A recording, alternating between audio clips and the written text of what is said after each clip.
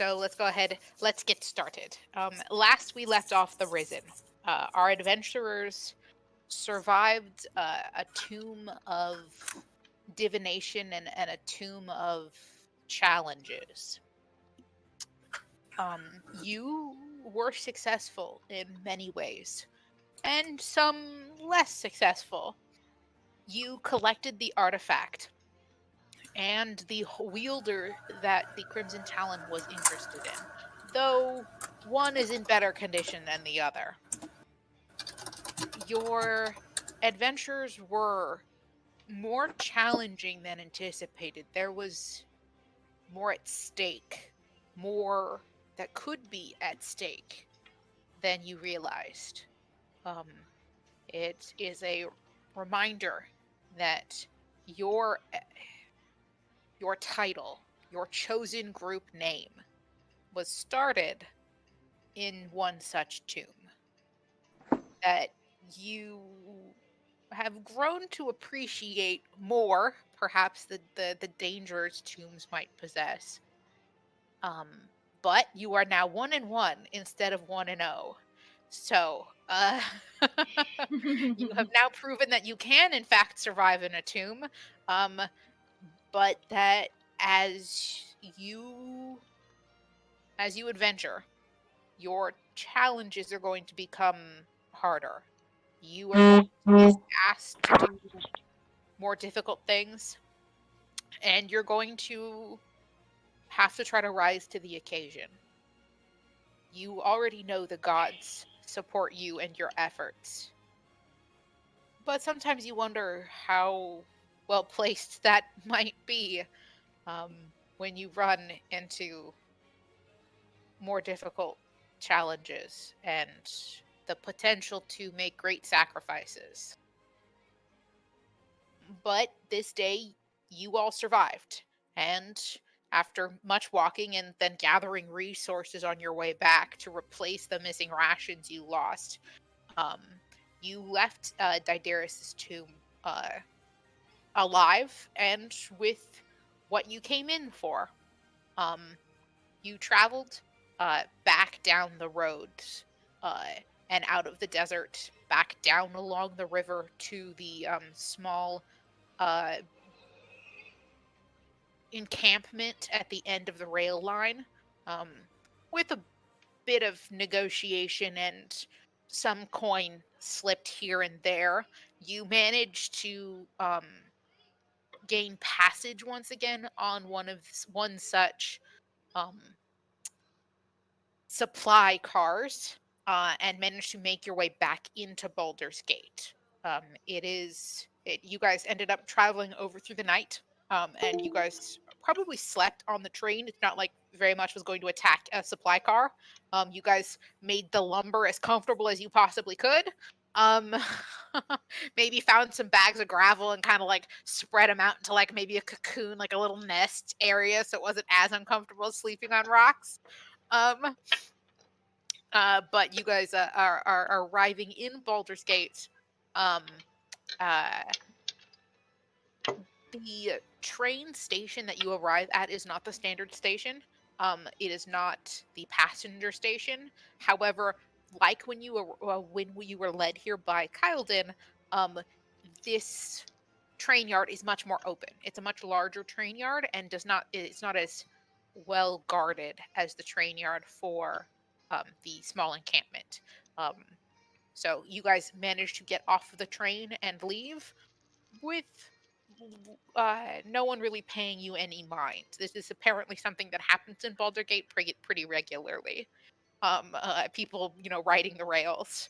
Um, uh, but you guys have made it back to the city. And you are all now 50 feet tall and standing in the bay. Um, you're now giant Godzilla-sized people in the bay. We can take over Baldur's Gate now. It's ours. With your giant dog. No, I don't know. you can Yeah, totally join the Crimson Town, we'll just pick it up and then give it to you and it becomes yours. Yeah, fuck it then. I think you guys are on that. Yeah, you could. Cool. You guys are on that page, but you can see now that's actually how big Pietro is compared to the rest of your Compared to tokens. the city? Okay. Yeah, he's gigantic. So yeah, how are you hiding the dog? That's the first thing I guess I kind of want to know. Because remember, Baldur's Gate has this thing about no animals.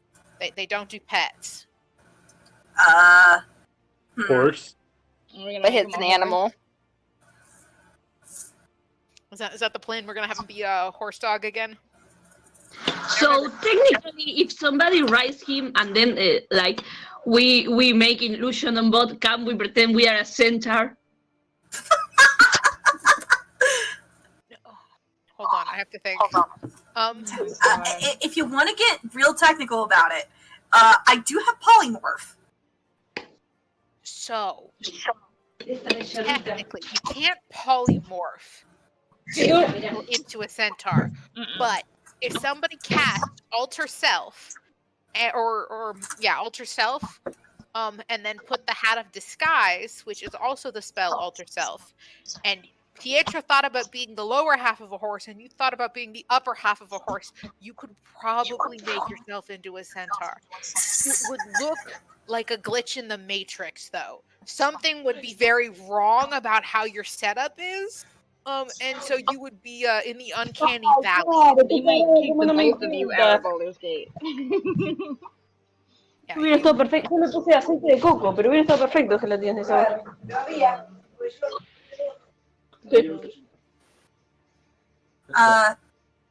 I think that this is a conversation that ends up happening while we're still on the train. So because so Rose lifts the hand. Hey, I can instead of using the hat, I could just use polymorph on Pietro and make him a size smaller, at least for an hour. He won't have the intelligence anymore. He'll just be a normal wolf and just run off. Out of character question, can he actually be polymorph twice? Because the curse he already has on him is a true polymorph. So it's a true polymorph. So he is a dog. Like the way polymorph works is that it only lasts for an hour. The way true polymorph works is if it's cast on you and you don't undo it within an hour, you are that thing permanently. Mm-hmm. So he is a dog, not a person. So yes, you can polymorph him into something else. You just can't polymorph him into a person. Yeah. That's tricky because if we are inside the city, we are probably going to be there for more than 1 hour. Well, yeah, it's just getting him into the city and then getting him into the adventurer side of the city would be a lot easier if he just was not looking exactly like a gigantic wolf for an hour. Now, whether that means that I turn him into a mouse for an hour or something, that's a different set of conversations. So, the concern about him losing his mentality as a polymorphed animal would be a concern if he was just a normal familiar. Since he is a ranger's companion, he will still recognize all of her quote-unquote commands, and he will stay with Sarabi. So he won't just like freak out and run away. He will just be a more normal dog. So you will not have as much response from him like he's a person. So he's going to have more dog responses. There will be less of him actually barking the word woof. I can get him to do tricks. Bark, stuff like that. He won't. That's actually super sad. It is very sad. Yeah, the way you're expecting him to respond. Then how about? I mean, we can still use true polymorph, but maybe into a different animal, since he kind of is a wolf now. I mean, because we can all polymorph can turn all of us into animals, and so we'd all be the same. So if he's a different animal, it'd be less sad, since he is a wolf all the time now, and turning him just to a regular wolf is gonna. Now I have a question. It just can't turn him into a human, right? No, you can't turn him into a human. With polymorph, you might be able to with true polymorph, but that's a 9th level spell. Yeah, that's a very long time from now, and I don't even think that I can get that. So yes. Okay, so Rose can turn him into a wolf, and then Sarabi's gonna turn into a wolf alongside with him with white shape because wolf melts in packs, and that would make him feel more less alone. And then they're just gonna follow Kali because then Kali has two dogs. I think we're gonna still run into the problem of no animals in the city. Or them wanting muzzles on the both of you. Yeah, there's No. yeah, they don't like pets in the city. You guys kind of got around with this by heading straight to the adventurer area where it was less frowned upon. You think though, even in the adventuring area, wolf is okay. Dire wolf is probably not okay. Mount wolf, not okay. Not something you guys see regularly. At least not in Baldur's Gate. You think other cities might be okay with it if you're more in a foresty city. It probably is less unheard of. A druidic city, probably no one would blink.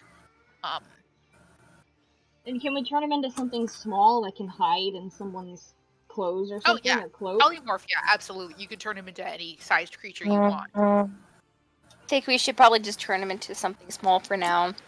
That way it draws less attention. And just have him hide in Sarabi's cloak thing.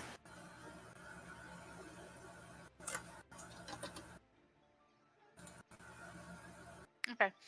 What animal are we turning him into? Are we gonna turn him into a mouse? Are we gonna turn him into another marmot? I mean, what's the plan here? I guess.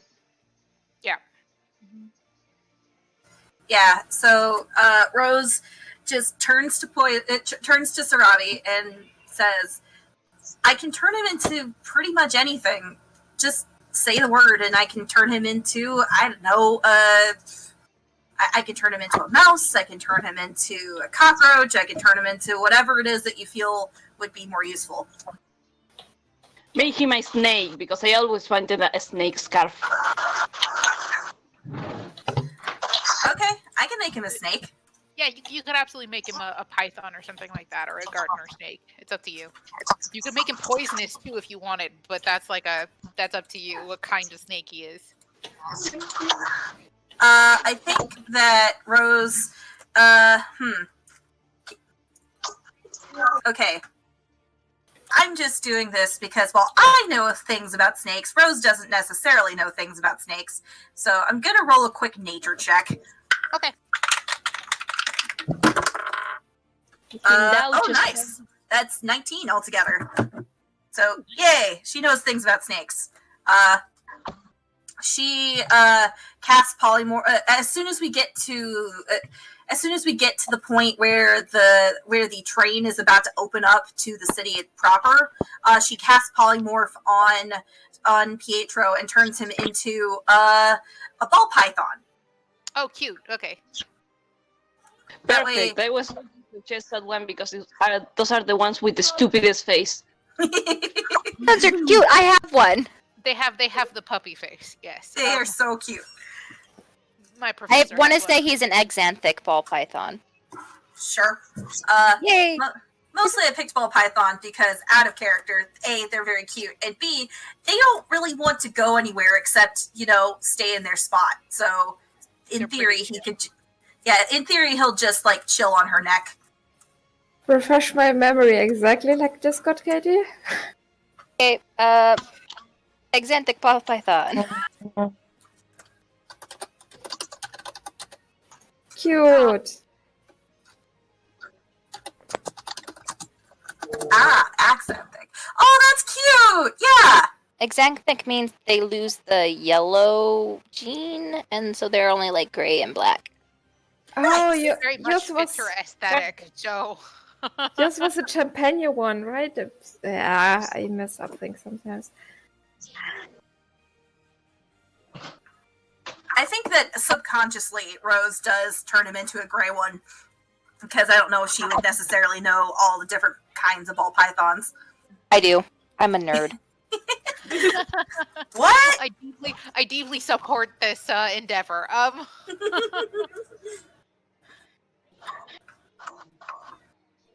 Okay, so you turn Pietro into a python. That spell lasts for an hour before he will turn back into a dire wolf. Um, so you can carry him around. Again, he will listen to all of Sarabi's commands, so it's not a big deal in the regards of him being uh, concerned, but he will act like a snake. So for all intents purposes, shit's cold. Baldur's Gate sort of every morning it's called the Gray Harbor, but it also I mean it's foggy as all hell every morning. So it's chilly and he is a snake. These are bad. He would like to be somewhere warm now. And one of those But scarves. can we give the magic collar on the snake? Yes. Because it's Yeah, so when you polymorph something, all of its items are polymorphed with it. He can't use any of his magic items or anything that's on him, but they are all currently, all of his possessions are currently on him. They're just Honestly, like held there. Let's So see what he looks like technically, this. if you guys ever needed to like carry a bunch of stuff, you could load it all onto Pietro, polymorph into something, and now he can carry it around as an animal, and there's no weight regards to it. You just don't have access to it until he's unpolymorphed. Nice. okay, fair enough. And Sarah is gonna put Snake Pietro around her neck, and then she's going to put her scarf around the neck. Then you have the scarf and the python head popping up from under the scarf. Okay. Then yes, he makes himself comfy underneath the scarf and essentially goes to sleep. Because it's too cold for this shit. But you guys managed to make your way farther into Baldur's Gate proper. So where are you headed first, and what's your like game plan here? Well, since we only have an hour before polymorph fades, I would say let's head to the Crimson Talon and just get this over with. He is too eager to do anything else. Gotta do it. I can't. The Crimson Talon. Where do we want to resurrect Barum? It's Now, just frame of reference. So okay, never mind. Revivify only takes a minute. Never mind. You're good. Go ahead. yeah. Revivify is only after a minute. I've been in as we've been journeying back to Baldur's Gate. I've been casting Gentle Repose every time that it starts to fade, so that it increases that timer.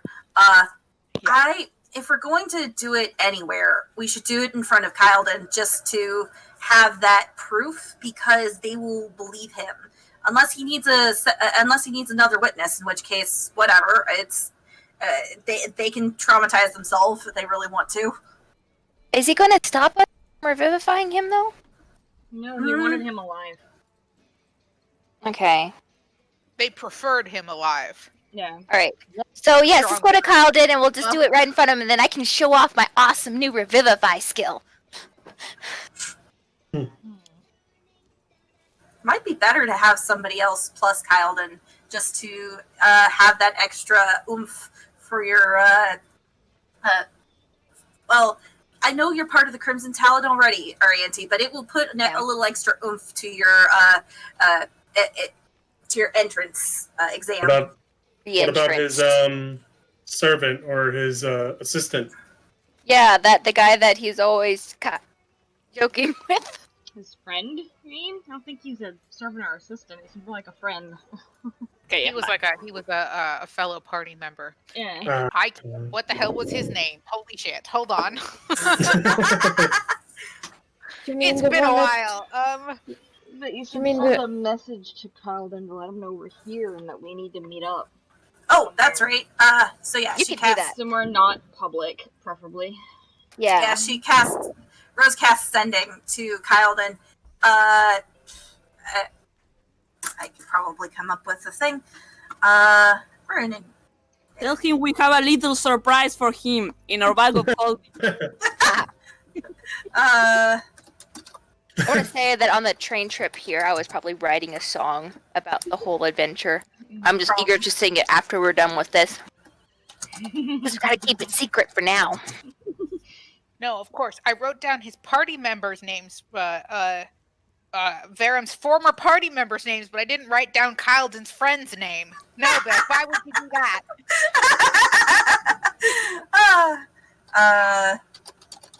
Why would you name the one character you need? Yeah, the one reoccurring one. Yeah. Shit. Hold on. Here in for other ones. Yep. Here, because I remember he was blind. I remember that. Yeah. I know exactly. He was a blind halfling monk. I just didn't write down his name. Detect thoughts, all that, yeah. And he could read minds. Yeah, he had a spell. He could try at least. Yeah. So guys, Well, Pill could block it with his ring. It's 15 words, right? Last Great. so Yeah. okay. This one really got settled in, and I didn't want to do it on the train. So guys, I don't while think she we was- wait for the message to be sent by this 25 it was words. you or nothing. So do we know the exact version of the legend that is said around what about did how she say the to you? Kingdom Talon Or began? Andy? Well, he told me something. Does the legend even about mention a little gnome girl? why I was chosen? Because maybe we can use the pressure of that legend to convince the people that it's worth having a Hey, over, cleric because she resurrected brings you, back it'd be- like that inspiration from the beginnings of the guild. Like, not Oh, giving then ideas, we but, gotta like, convince people that that's there's a her. lab They'll be like, that was 100 years ago. They can't be. technically doesn't allow kids to be adventurous. It's kind of like boxed up and put away for right now. That's how she became an adventurer. I robbed my own childhood by running away. But yeah, Elvara still seems to be hanging out in the room and seems to be watching you guys. He is paying. I Case kind of by cheated. case. I kind of cheated and put just insert name here because I don't remember his name either. So Did you remember his name? Nope. Barum. Elvara. Huh? No, the friend of Colin. Sorry, I had muted everyone to go listen to the recording. Monk dude. Oh, what was his name? Dude, Elvara. Elvara. Thank you. Yeah. Elvara. I should probably write that down. Yeah, so did I. I probably should have re-listened to that Baldur's Gate episode before this, but I had some very stressful week or so. Yo, don't worry about it. Yeah, Apologies, I messaged you. Oh no, it's fine. It's school stuff. I had a big scare a couple days ago about missing a deadline to defend for my thesis. Oh no! And I had a panic attack. And then I fixed it. So I haven't slept in 2 days. Oh It's okay. We're good. When was the deadline supposed to be? It was on the 14th. I thought it was on Friday. And not Tuesday, because I thought the end of the summer session was the 31st and not the 28th. So I thought the deadline was 2 weeks from the end of the month, and not 2 weeks from the end of the semester, which was the 28th. So I missed it by about 3 days and freaked out. But it's okay now. They said it was fine. I have a date. I'm gonna defend on the 24th. Everything's okay.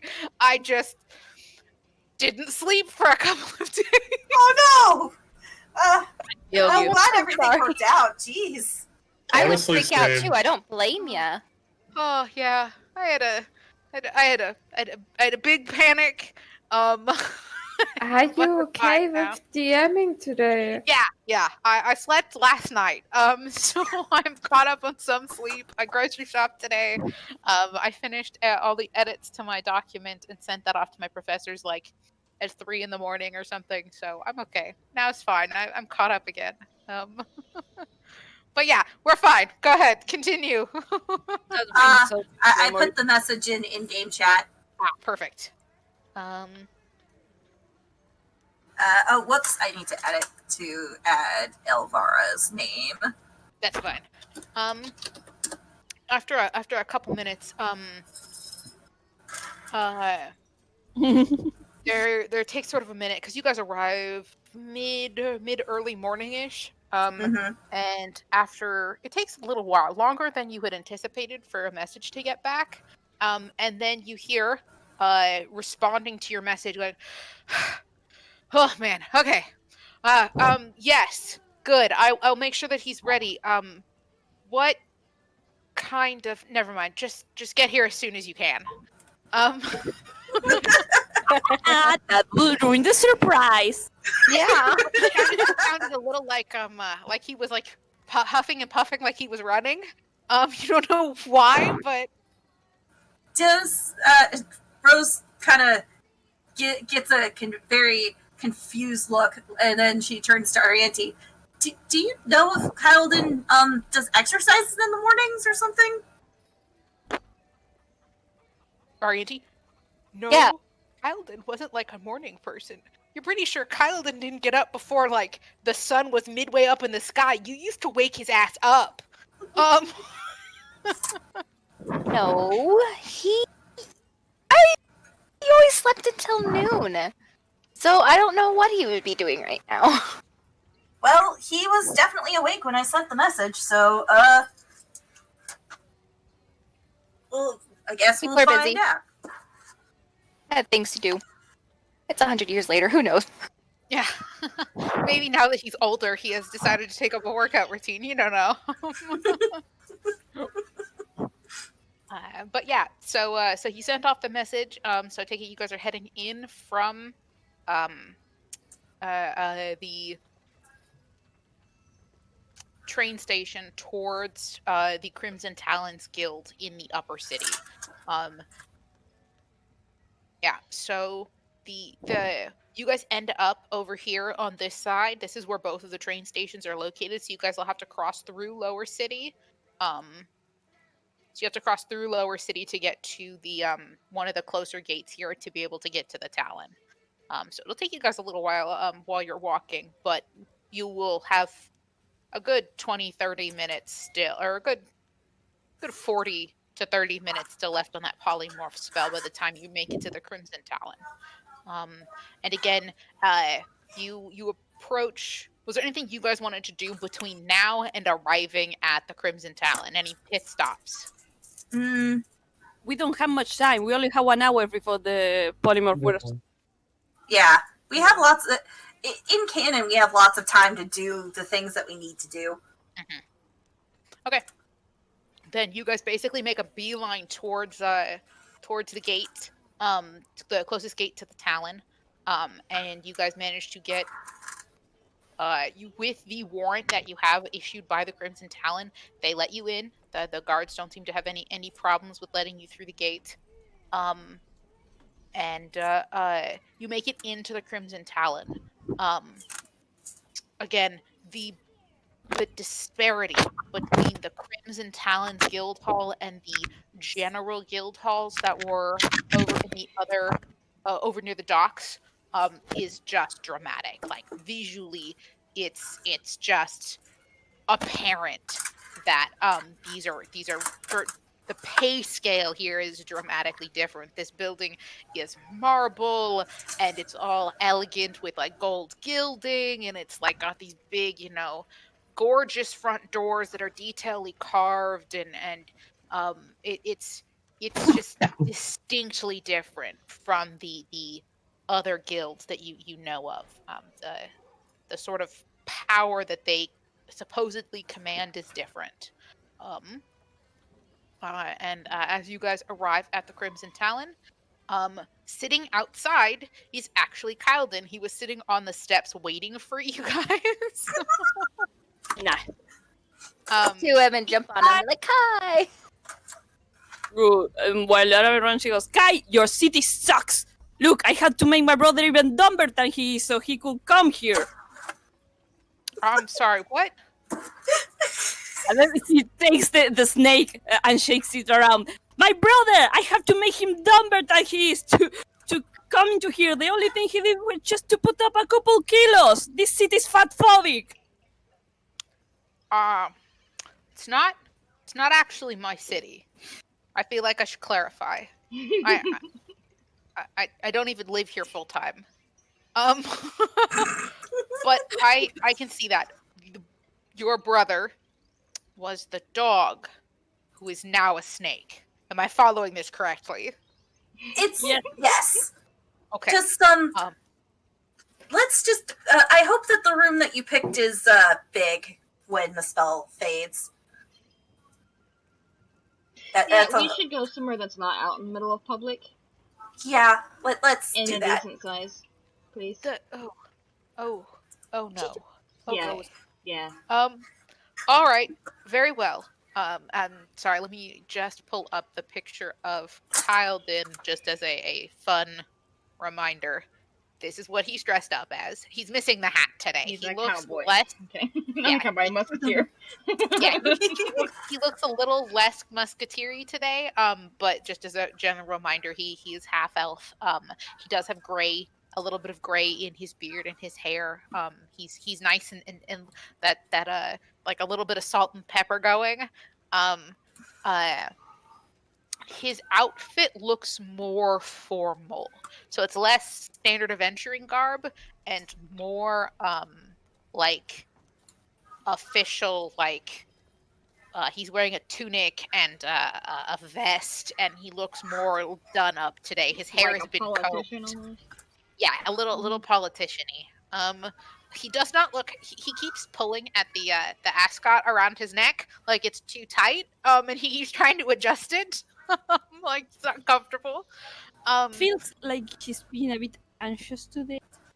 He maybe he seems a little bit on edge because he was waiting for you guys outside.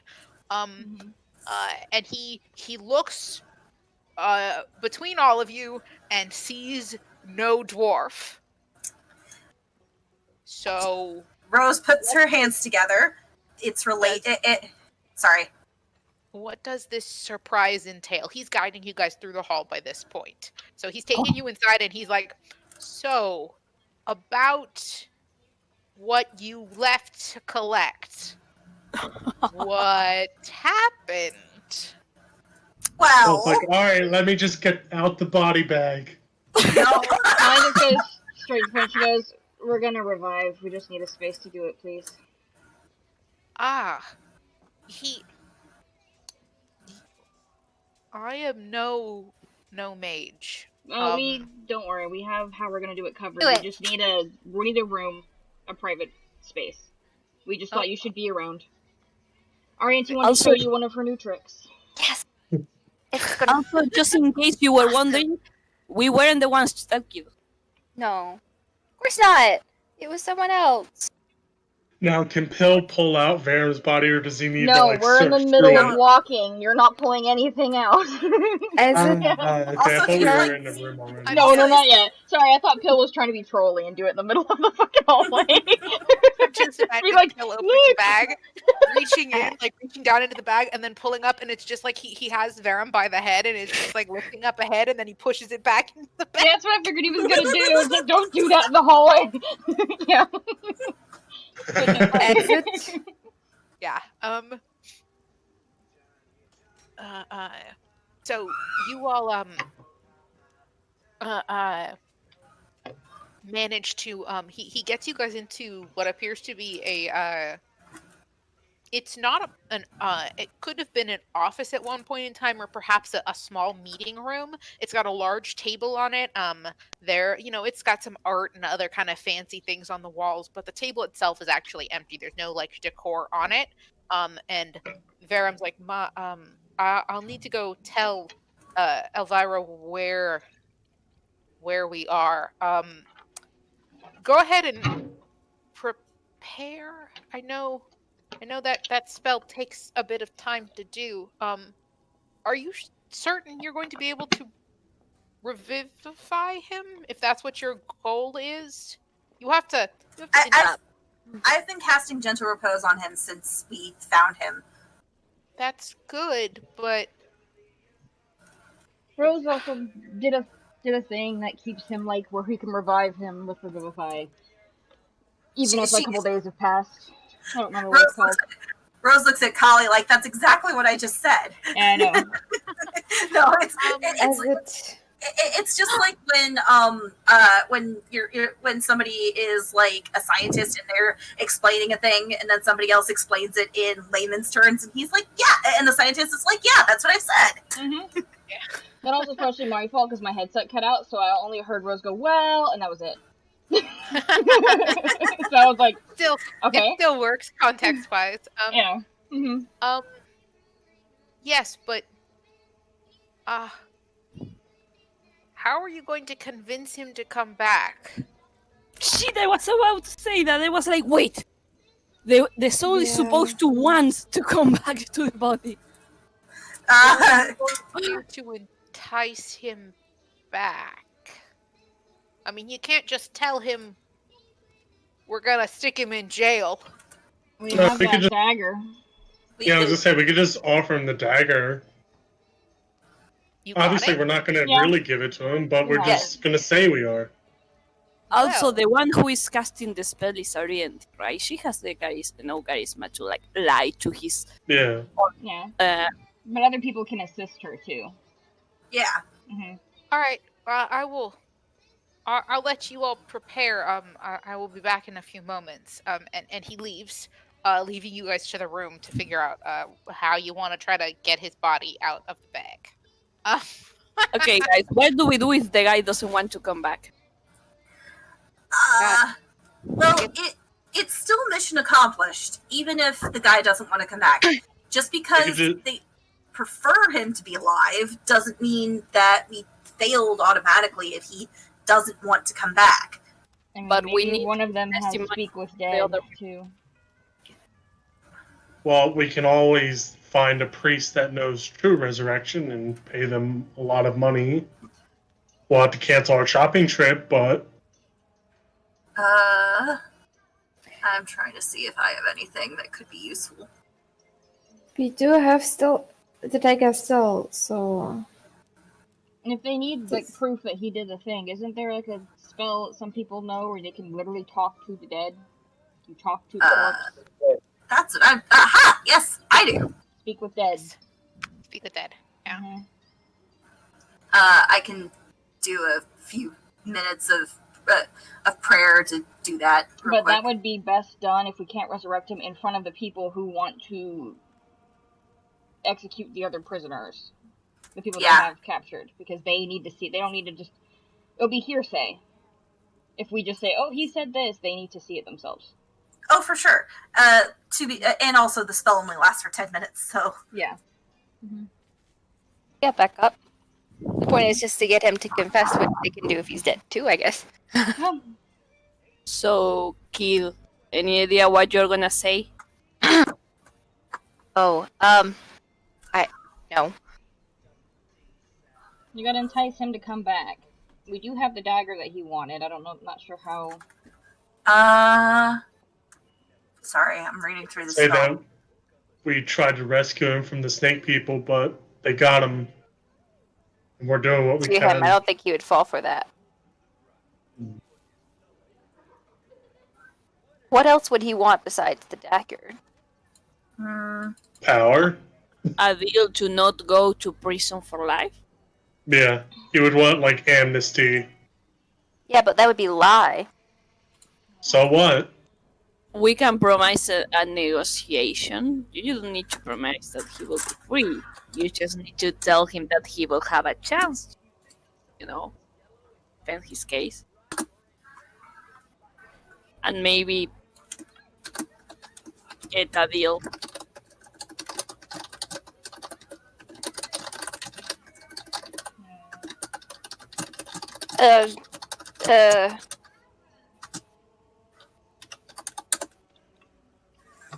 I'm gonna fill this.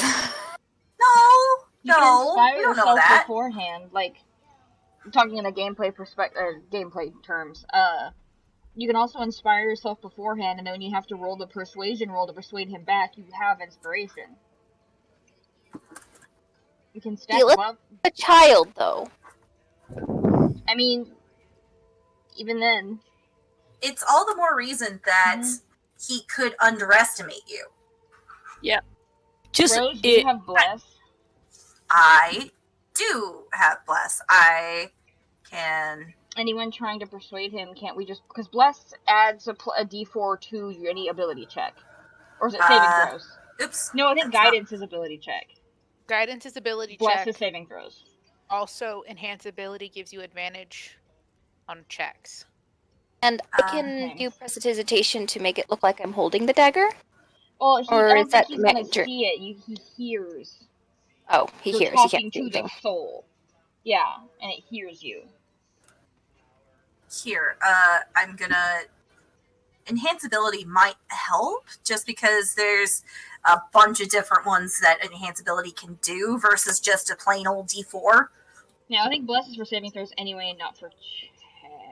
Yeah, it's for saving throws only. I got it mixed up. I meant saving throws and attacks. I meant guidance, or whatever the other one was. Yeah. Mm-hmm. It's guidance. Okay. So I was gonna put a hand on Ariante's shoulder and go, look, kid, you know how annoying it is when people treat you like a kid that can't do anything and is super stupid? Turn it into your weapon. Use it. He will believe you're a child, stupid and naive, and that he can convince you of anything. Just say yes to everything he wants. It doesn't need to be the truth. I don't think he's gonna talk back to her, though. Which you just convince him to come. Like, you could play the little... As much as I hate lying. You could play the little kid route and be like, oh, we tried to save you and we want to bring you back. Please come back to us. Kind of thing. Okay. We kept your magic dagger. Yeah, we have your dagger. I can't use it, but I have it, you know. Wouldn't he be like, how do you know it's my dagger? Kind of thing. Well, why don't the rest of us either hide or, like, try to find a place outside of the room. That way he thinks she's alone. So it doesn't see things, right? It just hears who's trying to contact the soul. Yes. So the way the spell works essentially is that the caster has the option to you need to try to convince the soul to come back. Anyone else who is in the room has the option to participate in trying to convince the soul to come back as well. So you can have multiple people trying to make the convincing to entice the soul back into the body, but as long as nobody else speaks, he only hears the people who are speaking. Does that make sense? Like, no, only the people who are trying to convince him will be potentially heard by the soul. That said, who would like to assist her? I am... Randy, I'm sorry, I really want to help you, but if we do want to deceive the soul, I don't think I should help you. Yeah, I can't lie for shit. So... I will assist you. I will assist you as much as I can. If you need me to talk, I will, but mostly I'm here to be here for you with the spell, if that makes sense. So our story's going to be like, we were wandering, and then we came across the tomb and saw that we just came up and saw... Wait, he saw us before he died, right? Mm-hmm. Was he, or was he kind of knocked out, like mostly dazed? Unconscious. Yeah. He was like dazed. So whether he knows who you people are is really debatable. He was like pretty beaten up when you guys found him. I don't think you need a whole story. Like, I mean, so it's good to have one just in case, but you probably don't have to tell him a whole entire thing. Just tell him that we tried to save him. I mean, which we did. That's technically not a lie. We did try to save him from the snake people.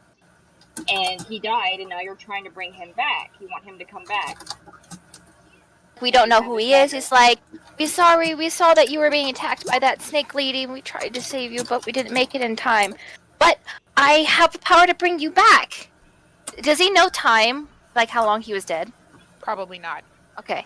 I mean, you guys didn't know how long you were dead. Yeah. Okay, so I just tell him like that kind of story to bring him back. And like we're innocent, we don't know who he is, and the ass of that snake lady. And if he asks like, "Where's the dagger?" It's like, "Oh yeah, it's laying on the floor over there or something." I don't know. Just tell him that we have it. But he'll be like, "How did you touch it without, Put a little of truth on it. Say it's in our bag because I think it's a bad dagger because he tried to convince my friend to do bad things. So we should put it in a bag. Say use the truth. Okay, we grabbed the dagger, but had a little weird episode within. Yeah. Is that your dagger? Okay. Well, I won't ask him that. Okay. So we want to put him on a table and then make sure we put the shackles on him first before we resurrect him. Mhm. So I guess this is our story. I'm going with it. Hopefully he doesn't ask me too many difficult questions. I don't like, think he can. He's probably not going to talk back to you. But as you guys sort of clarify how you're going to do this, and during this, I'm assuming during this conversation, two of you have been slowly like working his body out of the bag. You, Pill, and somebody else are like maneuvering him out of the bag while you guys are talking. Put Sarabi in there. You know they are about the ones that handle the corpse. Yeah, they're just the visuals. You guys are having this deep, important discussion. Can I also cast guidance on Oriente, or can she only have one at a time? There's no limit that they stack. I mean, you can have guidance and bless and stuff. They stack. So I'd say yes. You could probably give her 2d4. Yeah, I'll give her another guidance. Skill checks. I'm gonna say that this is allowed for, like, you can have bonuses to stack for skill checks, but not like you can't have more than one a bless affecting you. Does that make sense? Yeah. So not for saving throws, but for skill checks. Yeah, for skill checks, yes, that'll work.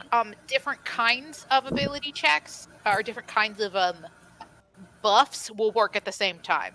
So like the buff from a paladin plus bless from a cleric, both those will work. The buff from a bard and then bless on top of each other, those will both work. But not So, like yeah. not two blesses from a cleric.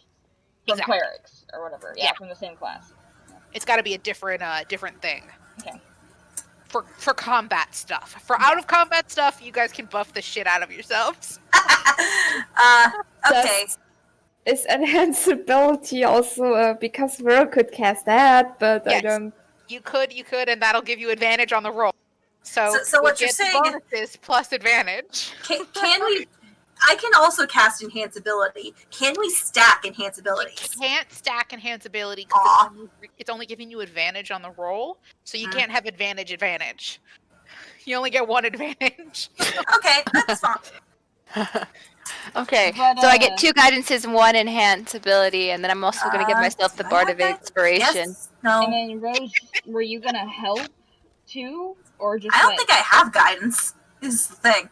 I have bless though, which does stuff. Bless is only for saving throws. It's not gonna help in this situation. Yeah, saving throws in combat. You gotta roll.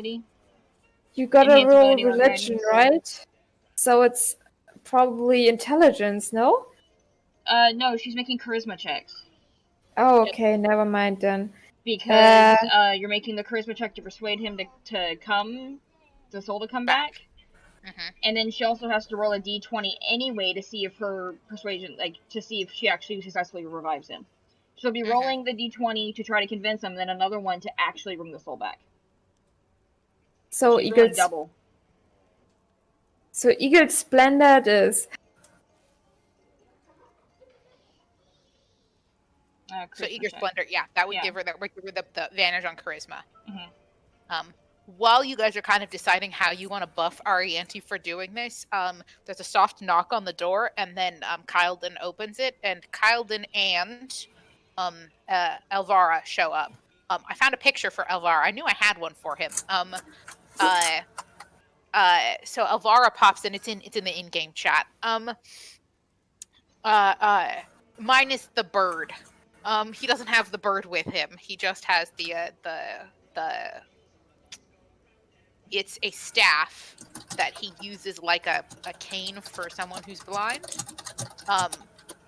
Like a sort of a walking stick essentially. But he's dressed in black leathers. He doesn't look nearly as fancy as Kyleton looks. He's just in the same normal gear that you saw him in before. And he sort of smiles and nods to all of you and steps into the room, and Kyleton shuts the door, and Elvara just kind of stands there and waits. He just, like, he doesn't know why he's here, but he's here. Kyleton looks at the body on the table with shackles on and goes, "Oh good, you put the shackles on him." Yeah. I want to gag him too. That way he can't make any verbal spells. That would be wise. And then he watches Kyleton because he's just sick of it. Finally pulls the stupid ascot out and just stuffs it in his mouth. There. Now he can't talk. And you just hear Elvira in the corner snicker.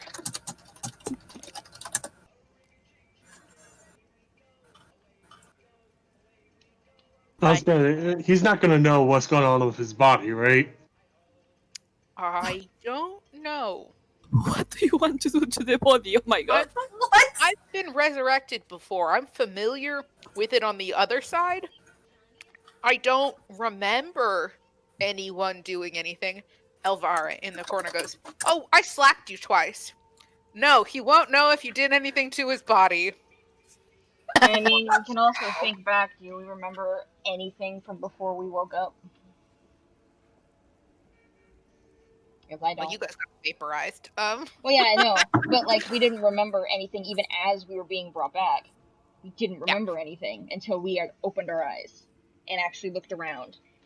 So Doesn't mean that they're not aware what's happening to their body while they're being resurrected. It could just mean that they forget once they are resurrected. That's true. You guys are going to make my brain. Okay, but yes, so he's on the table. He's been shackled. How do you want to prepare for this spell? You have the options to prepare in any way you think is necessary, or you could just been like, fuck it, and bring him back. It's your choice. The flavor text is up to you on how you want to flavor how you're preparing for the spell.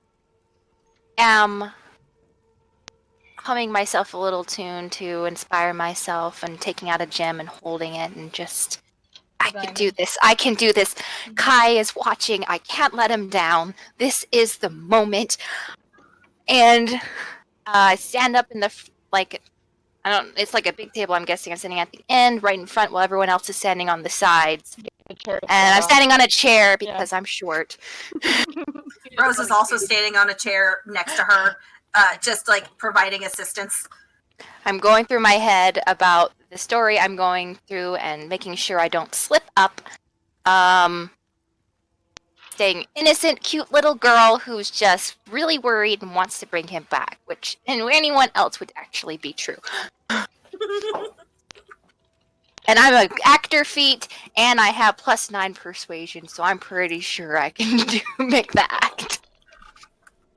Yeah, you go get us back into life. All right.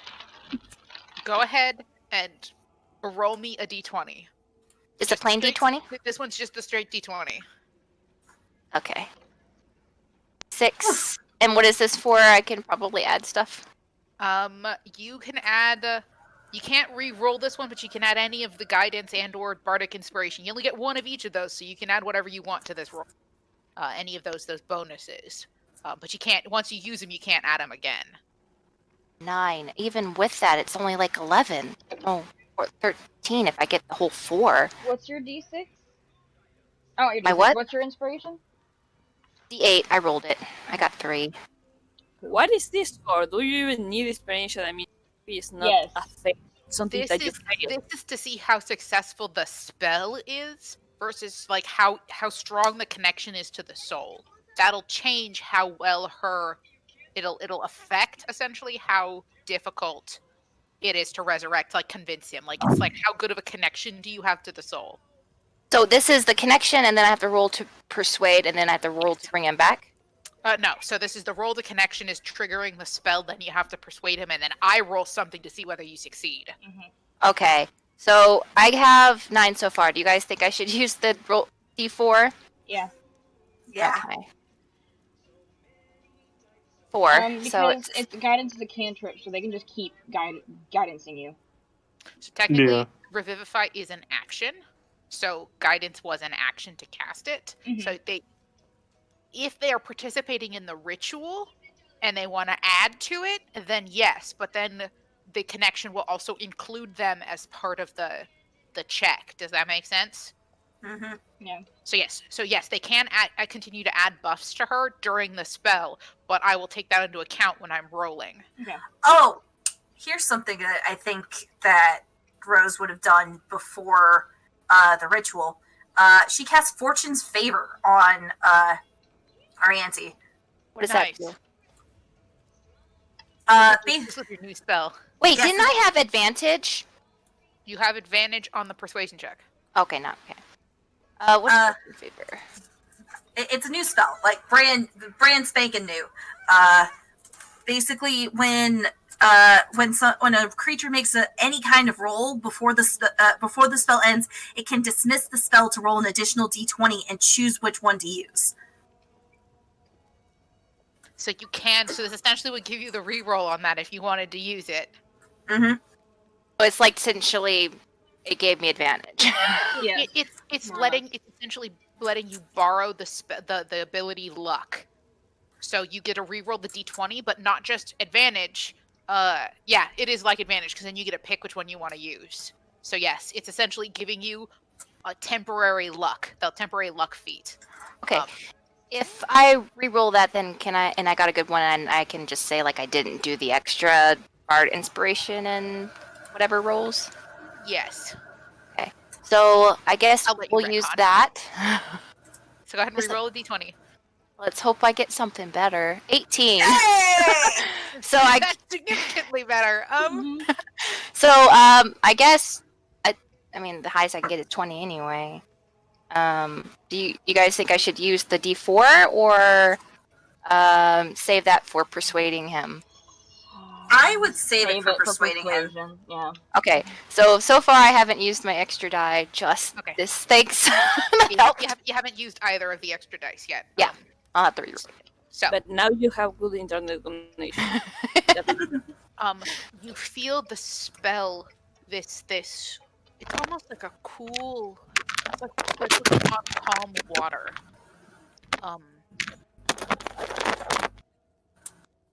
We good? Again, I couldn't hear you. Okay. You feel this calm sort of well up in your chest as you begin this spell. It's like a peaceful feeling, like looking upon calm, still water that's like reflecting a beautiful scene around you. It's very, very peaceful. And you hadn't realized you'd closed your eyes, and as you were muttering, because you're really trying to get the spell right, because you don't want to screw up, and you don't want anything to go wrong, and you reach out into the magic, into what you think might be the ethereal plane. It's where souls go, so that might be where he is. And you reach out and you're looking for Verum. You didn't know him very well, but you have his body, and that's a good link to find that connection. And you're reaching, and something grabs your hand in that void. And when you open your eyes, the room is completely black and white. Everyone around you is still. And sitting across from you, standing up so that way he can grab your hand, is Clemvor. And Clemvor lets go and goes, "Hello. Good to see you again." And he looks down at the body and looks back up at you and goes, "Why do you need him back? For what purpose does his life on Earth serve?" There is a lot of people that are in danger and are going to lose their own lives because of something he did. And he is necessary to be brought back to life so that they can be saved.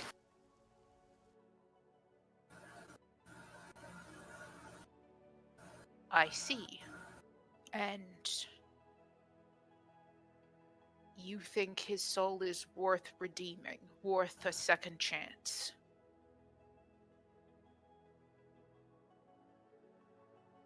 I think I gotta think about what I want to say here. Okay. Because I personally don't think he's worth the second chance.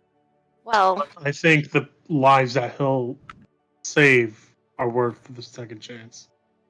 to be honest, I don't really know him. People tell me stories about how he did all these horrible things, but who knows if he was also manipulated, that maybe he does deserve a second chance.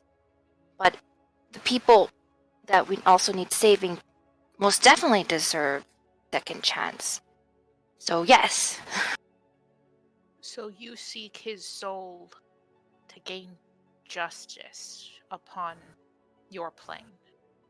He is a linchpin in balancing the scales. It's a linchpin. What's a linchpin? Yeah.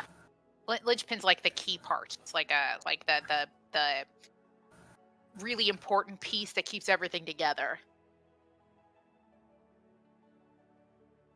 Which he is. And Yeah. you pull from a grenade Yes. to make it go off.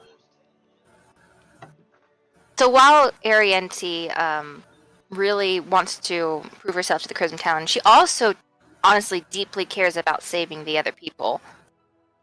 Like, she actually kind of cares about that almost as much. Probably as much, or maybe a little bit more too. Because she just cares about saving people. That's her thing. Mhm. So she's being completely honest here. Yes. So if you view him as this linchpin, make a persuasion check. You're trying to convince Kalemvor. Oh shit. This one. Persuasion. I'm going to go ahead and roll my D8. I'll do that one. Actually, this is the only roll I have to do. Or is I'm going to have another roll after this? You don't know. You just know that you are trying to convince Kalemvor to let this happen. This makes it 19. Should I roll the D4? I don't know. I think Kellenberg will be easier to convince than the other guy, to be honest. Kalimper at least has a soft spot for Oriente. Yeah. Wait. Also have advantage on this, by the way.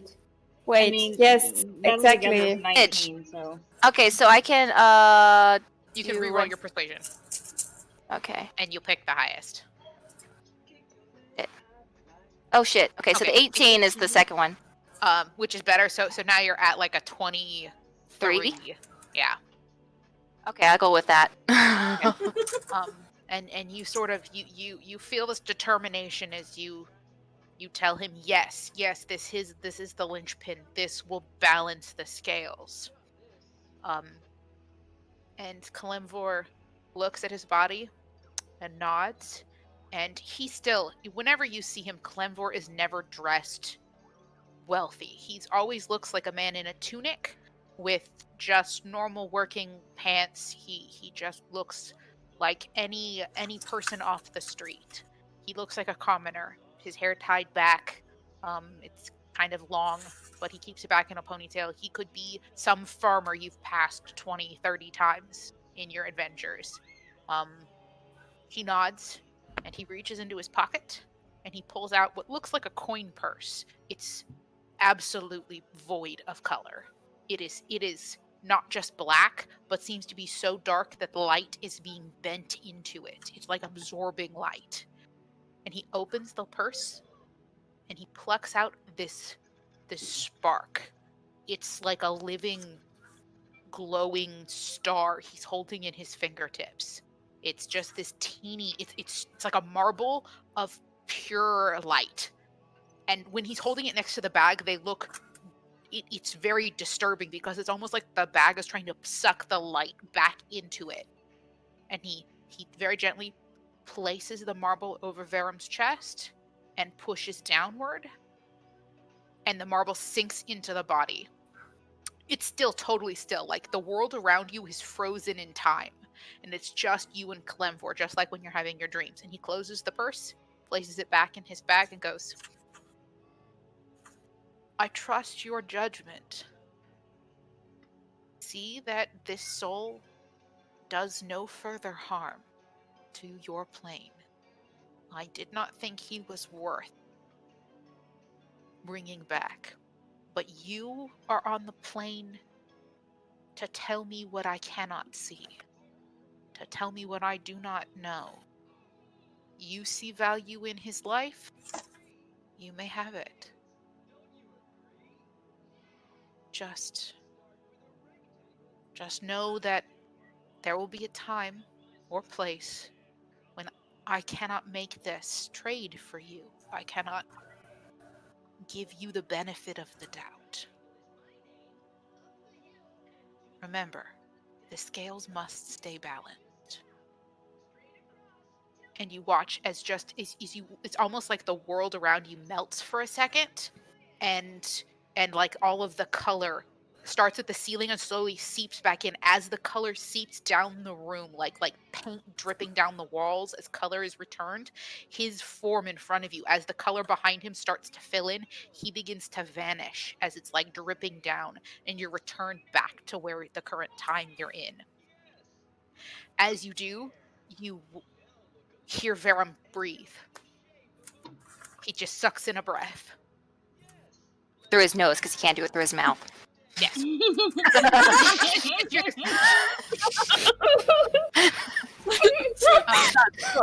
As he sucks in this breath, and he starts to move a little bit as life is returned to his body. Welcome back, you motherfucker. Kid, you did it. Yep, Yeah, you guys blink. It looks like Arianti cast a spell and it worked. Everything's fine. Yeah, It worked exactly like you expected it to. Mm-hmm. Rose breathes a huge sigh of relief. Whew. Good job. Marion T is kind of looking a little pensive. Because now she just feels like a whole bunch of responsibility, making sure that this man doesn't do something bad again is on her. So she's like thinking about how she can do that. I mean, if you kill him immediately after you get what you want, he can do anything bad ever again in his life. Well, I mean, if you can. She also wants to reform him. Because she said something about wanting to give him a second chance. So she's going to try talking to him later.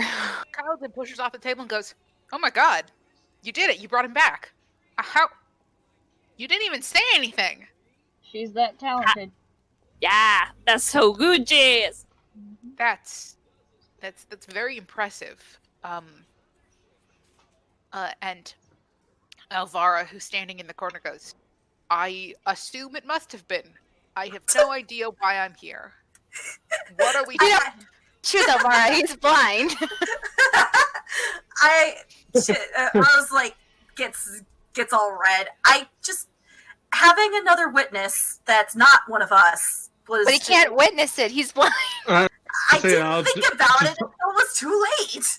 Alvara, what did you witness? I heard some weird shit. Silence, and then more talking. He kind of like waves his hand in front of his face, just like as remember, I can't see. Just like the such top. credibility in sound as well. Oh dear. I suppose we were bringing back somebody. Yes, Elvira. We were bringing back Verum. I sent them out to go collect him. Oh, I see. Well then, is he alive? Now he is. He's breathing. Good enough. If that was all I was to witness, he kind of gives you a little bit of an applause. Well done. May I go now? Paladin's like, shut up, just leave. Oh, you can't go yet. We need you for stuff. What? What else do we need him for? No, I'm just kidding. Nothing. He's being a troll. That gets a snicker from Elvira as he's leaving. It's just you guys giving Kyle a hard time. He's appreciating it. All right. Well, I'm glad we brought him back. I suppose I should go inform the council of your deeds. You said you had the dagger as well. Is that true? Do you still possess the artifact? Yeah. Yes. I guess we'll give him or show him the bag of holding that has the dagger in it. Just don't touch it because it says weird things. It makes you feel all uncomfortable in your own skin. Yes, artifacts can have that effect. It's in the bag of holding. There's nothing else in there with it. You can have it. Just be careful. Also very cursed. Be careful whoever handles it, because it's apparently really enticing. if you're willing to give us another bag of holding as compensation for us giving away this bag of holding that just has the dagger, I don't think we'll say no. It only has a dagger? Yeah, we've emptied all of our anti stuff out of it and It's into our other it's bag. yeah, that's Arianti's bag of holding. She's like, I want Um, my bag back. That's good. Well, I don't. We have ways of extracting items. This is not the first time we've had a bad artifact brought to us before, returned from adventures. I should be able to return this bag to you. It will take a little while, but you will get it back. And he picks up the bag and goes, this, both this, and he points at the bag and then at the body. This is a good thing. I can work with this, Arienti, to get you into the guild. It's going to take me some time, though. You are still very young, and I have a bit of work to do to get you access to the council to prove that this was your doing, and that your worth to the Talon is more important than your age. uh She did just effortlessly resurrect somebody. yes. I may keep that as an ace up my sleeve. I don't necessarily want to go around spreading all of your virtues at this time. It could end up with you stuck in places you don't necessarily want to be.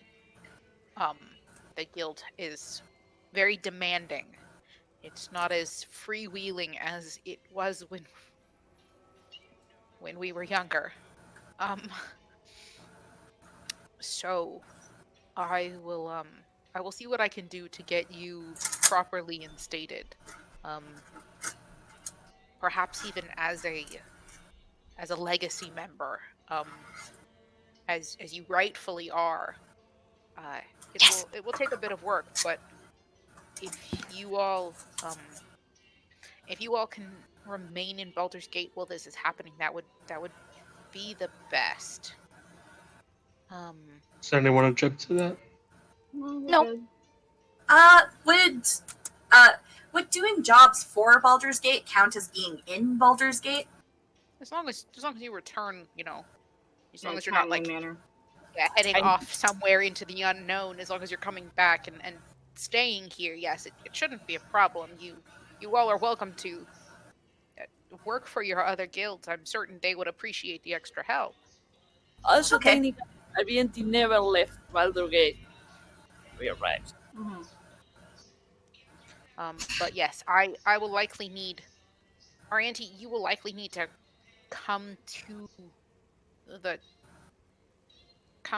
the hall regularly for the next few days, just so that way I can introduce you to certain people, and we can start to get this particular ball rolling. It will take a bit of time, but I think it is manageable, especially given um what you have done for us. What who this, and he taps the table, has saved 3 lives. They were going to sell out our members. There was not much. I have a better bargaining chip than I did before, and it is thanks to you all, and it will keep our reputation um, in the clear. It'll keep us out away from the Black Fist. Thank you very much, all of you. Um, Arianti wants to make sure, like, she wants to whisper because I know Veram's mouth is covered, but he can still hear. oh, he's unconscious. He's at 1 hit point. Oh, he's unconscious. Okay. Oh yeah, he's quote unquote dead to the world. All right. In that case, I want to tell him I brought Veram back to life. But do you know what, other than saving those 3 people, what's going to happen to him? Likely the Black Fist will take him, and he will go to trial for his crimes against the lower city and be tried. I don't know what his punishment is, but will be, but potentially, I mean, it could result in hanging. He did kill or encourage members of our guild to kill guards. That's treasonous here. I don't know what all will happen from there. Okay, can you help just make sure he doesn't ever do anything bad again? I don't want all that kind of stuff to happen again. Well, he will certainly be placed in a facility that will contain his magic, if that's what you're worried about. I don't think they're going to take his arrest lightly. Why are you so interested in what happened to Verum afterwards? Well, I made a promise to Kalimvor in exchange for bringing him back. As you say this, eyebrows climb up his face, just his eyebrows raised. Oh yeah, I think it's a collective eyebrow raise around the room.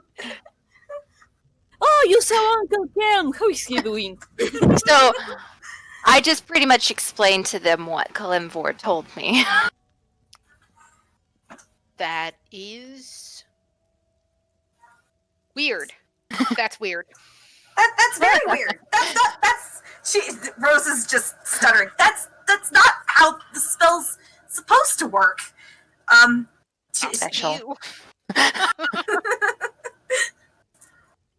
I guess it's she kind of like runs a hand down her face. I guess it's how it works when somebody is chosen by the god of death. Right. I forgot you were that. This is weird. This is weird. This is weird. I am too old for this. I never thought I would say that, but I am. I am too old for this. So yeah, why This is can't why- you say that? But we can say that we have been dead for like 100 years. I don't see the difference. Honestly, if I were to read these occurrences, I would just scoff at the improbability at Yeah, but it's more probably to be resurrected after 100 years than to be some kind of chosen one from the gods. Both are weird. Just throwing that out there. Neither are more beneficial than the other. But yes, I firmly recommend you don't tell people any of that. Oh no. No. Damn, I wish you had said that like a week ago.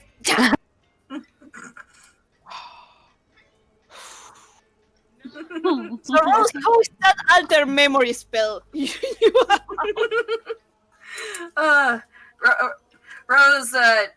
Rose turns to Kyle and she's totally kidding. We Am I? Yeah, I'm super totally kidding. I totally didn't write a letter about it. Just Robbie. Who knows? Okay, I don't know my secret, okay? I know who knows. There's like a handful of people who you've told. But all I right. mean, hopefully they will just think I'm being weird, like most of the time. Or that you're lying, or that you're a hallucination, or that or that you're you drunk, are exaggerating, or doing a Oh, weird see. metaphor. Oh, see, who did we tell that? Let's see. You told both of your family members. Yeah. You told there was a couple other people you told along your misadventures about being resurrected. The half brother of Kali's ex. Yes, told him. Rose wrote about it in a letter. You didn't directly say it, but you said you were still alive. Well, okay, not as such. Just hey, we found dead. Just I'm lying by omission in a letter that I'm about to figure it out. There's the letter. Yay. Yeah. She's lying by omission. That's not actually saying anything. No. She didn't say how she's still alive, but I mean, eventually you're going to tell her family, or she'll figure it out. But yeah, so far I think those are the people plus Kyleton. I think those are the 5 you've actually explained the situation to. Everybody else you've just kind of been like, yeah, but we're 100 years old, blah blah blah. You guys have just kind of been talking about it, but in jest. I don't think you've actually told anybody else. Oh, that's right.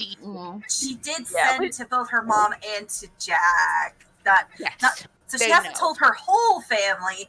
Only 2 people of them know. Yes. Unless we told the other family. Until we tell the other family, yes. No, I meant like if they told the other family. No, they're on a trip that far away from everybody.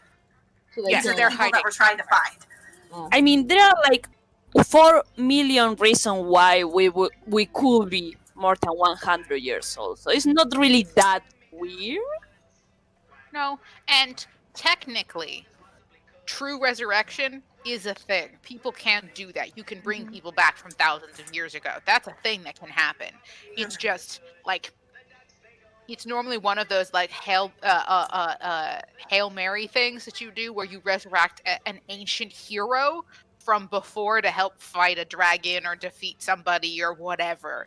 It's England not like has it's fallen. like Let's get King like pull a Arthur. Captain America where you melt him out of the ice because you need him again and to go fight Nazis. Like it's that kind of situation. You guys were on name. No one knows who you are currently. That will change. Whether for the better or for the worse, it will change. I propose we create a kind of code to speak about this in front of people. Like when we say Uncle Kelm, we know who we are talking about. They don't know who we are talking. Something like that. Soccer dad. Totally. How about And the bird lady is the Raven Queen. How about we don't? Yeah, exactly. We should just keep as many people in the dark as possible because I don't think this putting out our information is very. Char's still out there. We can't exactly like.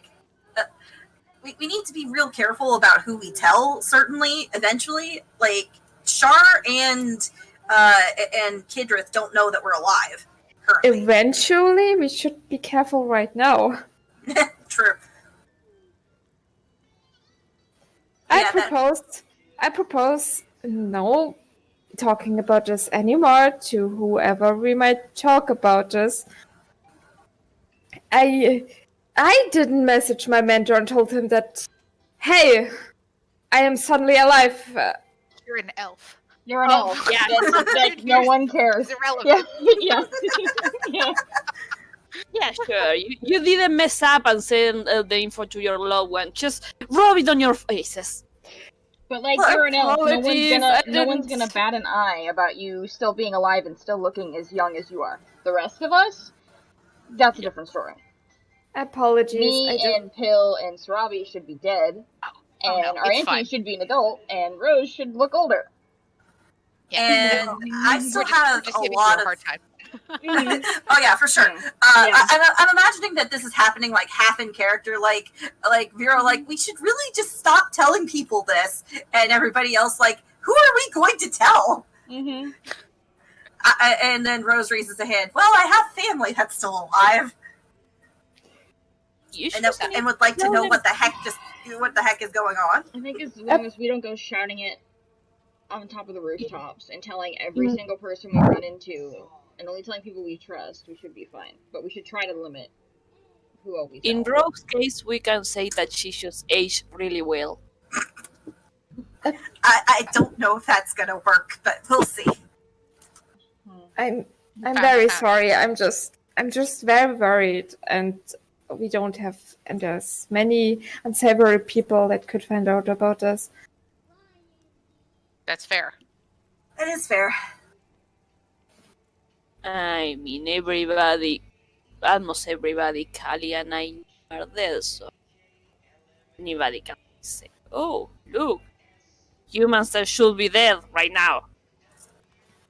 It's not like anyone looks at you and can tell you've been resurrected.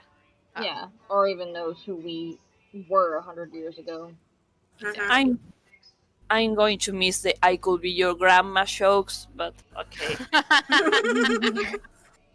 I really appreciate it. Yeah, you guys have done that a couple of times when you're trying to convince that Ariane should be allowed to drink. Because well, she's 100+ years old. She should. Yeah, you guys have done that a lot. But we can say that she aged really well.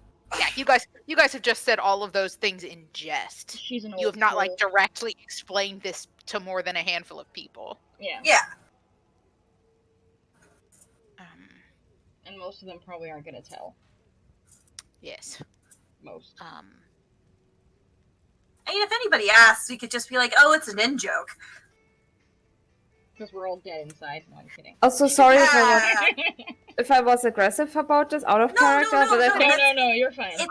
It is a legit concern that should be brought up. Just Vero has to worry less about himself. Mm-hmm. Yeah, it's more of everyone else in his party. You know, typical mom fashion, you have to worry about everyone else, but less about yourself. Yeah. Hapes, are you trying to say something? Just if you are muted. No, I'm trying to say Okay. anything. All right, cool. All right, I wasn't sure if the reason why you had left and come back was because you're like, oh no, they aren't hearing me. No, you're muted. No. That was because if I'm not active for a while, Discord just stops playing the media That sucks. in the voice chat. So I guess that shadow kicks me out, and I have to leave and come back in to turn it all back on. No worries. Yeah, I just wanted to make sure that that's what was happening. Okay. While you guys are kind of having this discussion, Kyle is just sitting there listening to you guys all talk and goes, "Yep, no, never have this conversation outside of like a closed private room ever, please." Oh no, definitely not. Definitely not. Meanwhile, speaking of talking to people about things, Kali, I need to talk to you. Okay. Privately, please. Now or in a little bit? Whenever. It's not important. It's just something I'd rather not forget before we leave Baldur's Gate. Okay. But Kyle did nods. You all are you're free to go.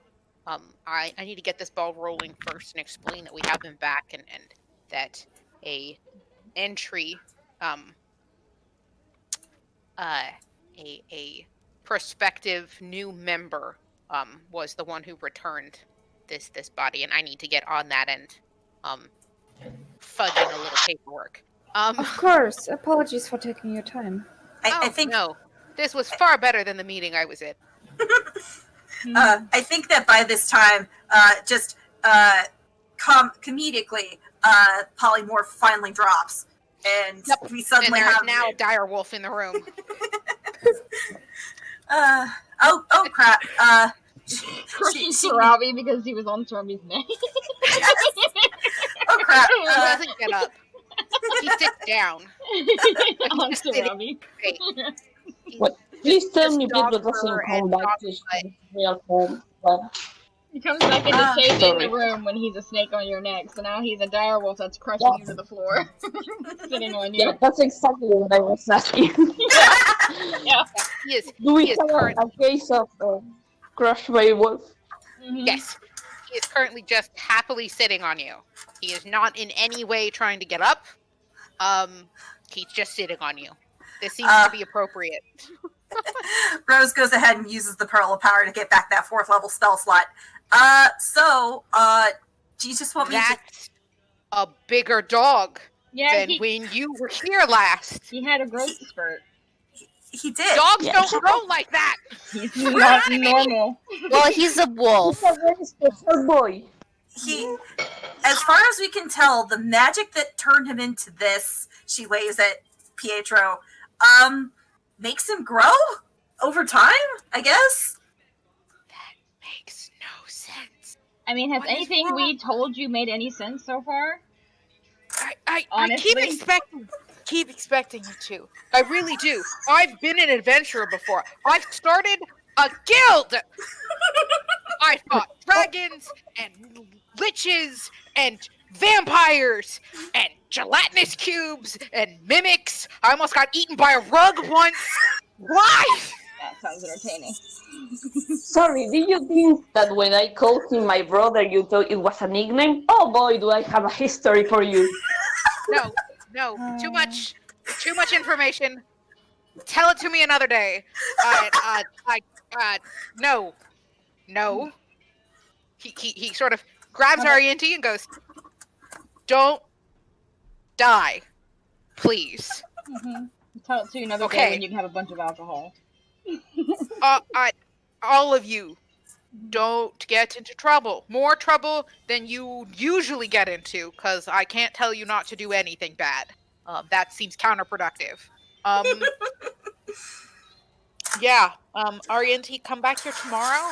The rest of you are welcome to sit in on some of these, but dress. I suppose dress for the job you want. So dress in your best adventuring clothes.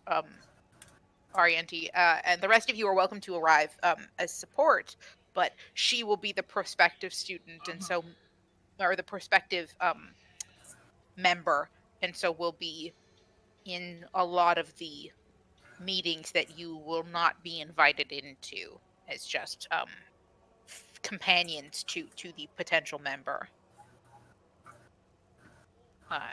Okay. But yes, you are welcome to enter into the city and exit as you see fit. Uh, I will make sure that the upper guards are well informed of your connection to the guild, and so you will be given admittance without needing any kind of paperwork, so long as you don't offend anybody and they remember.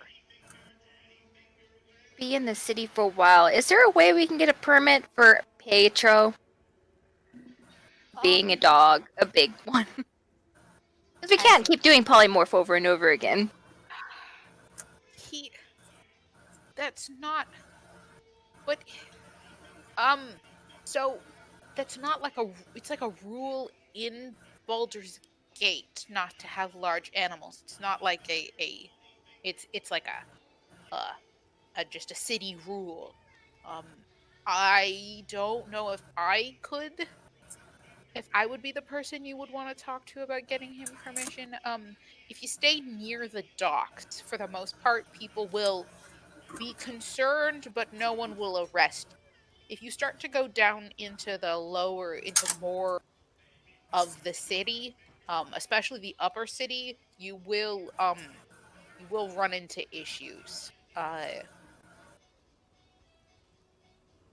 You might talk to the council of four, or at least head to the city hall. There might be permissions that you can gain access to for a work animal, a service animal.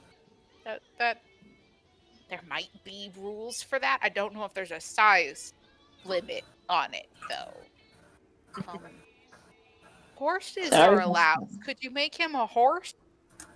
Yeah, we can. Well, you can make him a horse. That's kind of how we got him on the train. As a horse, that worked. Yeah. With a. Okay. All right. Yeah. Just. Yeah. Um. Make him look more like a normal animal instead of like. Giant dog. That. Mm-hmm. I don't know how he's getting out of the door. Oh, that's easy enough. She casts polymorph again, and he's a snake again. Ah, fair enough.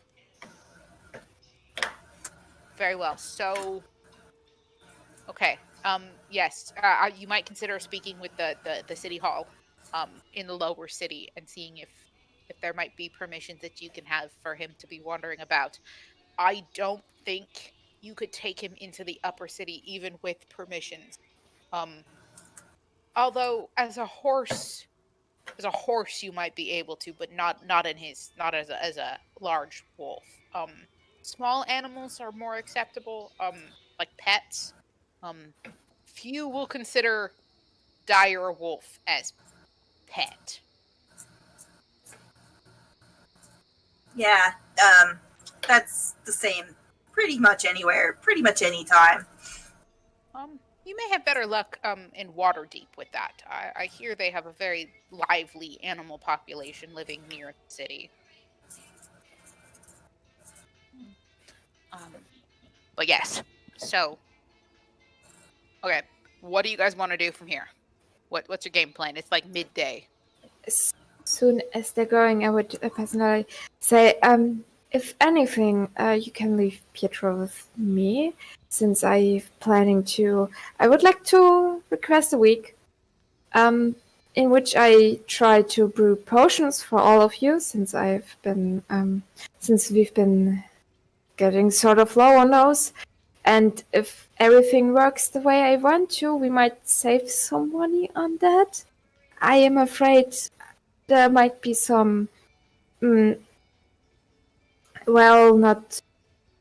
I might mess up on some, but at least I could give you a few. If I don't know, Sarabi, if or Kali, if Pietro was any. How did he usually act around liquid magic potions? Say what now? Is he Is he prone to be breaking glassware? Yes, that's what Svero was basically asking. he can take care of the wolf in that week in which he brews potions, because he's a bit of an idiot, but he's not a jackass. So He doesn't if have you any more tell chance him, to breaking the potion than Sarabi has. yeah, like if you ask him not to, he won't, and if you don't piss him off, he won't. So he's a little bit of troll and a jokester, but he's not mean. He's not that reckless. Yeah, usually my point of comparison is if Sarabi can do it, he can do it. Or at least he needs Tom for it. Toms are very important. You should know, out of the twins, Sarabi was the mean one. She was the one that bit. Well then, I mean, I can take care of him. Even then, she's not. I mean, not take care, but I can give him company, so that. Yeah, they are both assholes, but Pietro's a troll and Sarabi is a bitch, so there is a difference. Pietro will prank you, Sarabi will bite you. If you want to go shopping, I might write you a list of things that I would like you to buy in my set. They are the lowest, absolutely lowest priority, and there's a certain there's a certain order. Right, that was the English word. Sorry. There's a certain order you can. There's a certain order you can. Dang it! Sorry. Order of priority. That was a lot of people saying stuff all at once. So like a priority or like. What I've been basically saying is that they can get the earrings. There's an order. Okay. Yeah. Aha. Yes. Yeah. Yeah. Okay. Yep. So yes, those would be close to being ready. You guys, maybe in a day or two, those will probably be done, and you guys can pick them up. Because I thought you guys bought them.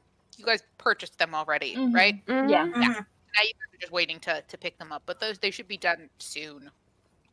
And there's a few things we're just gonna write down, like the clock of displacement and ingredients for 5 potions that one's of a rather high priority, but all of the other stuff is like low because that's stuff that he wants to buy for himself, and he's Vero. So which kind of potions did you want to do? Were you gonna try to spend the longer period of time to make greater healing potions, or do you just want to go with common? I want to go common at first because I don't want to spend too much time on that shit. I mean, not shit, but Yeah. So they wait on them anyway. It'll be about 35 gold per potion to make them, and then by the end of the week you'll have them done. Mm-hmm. Yeah.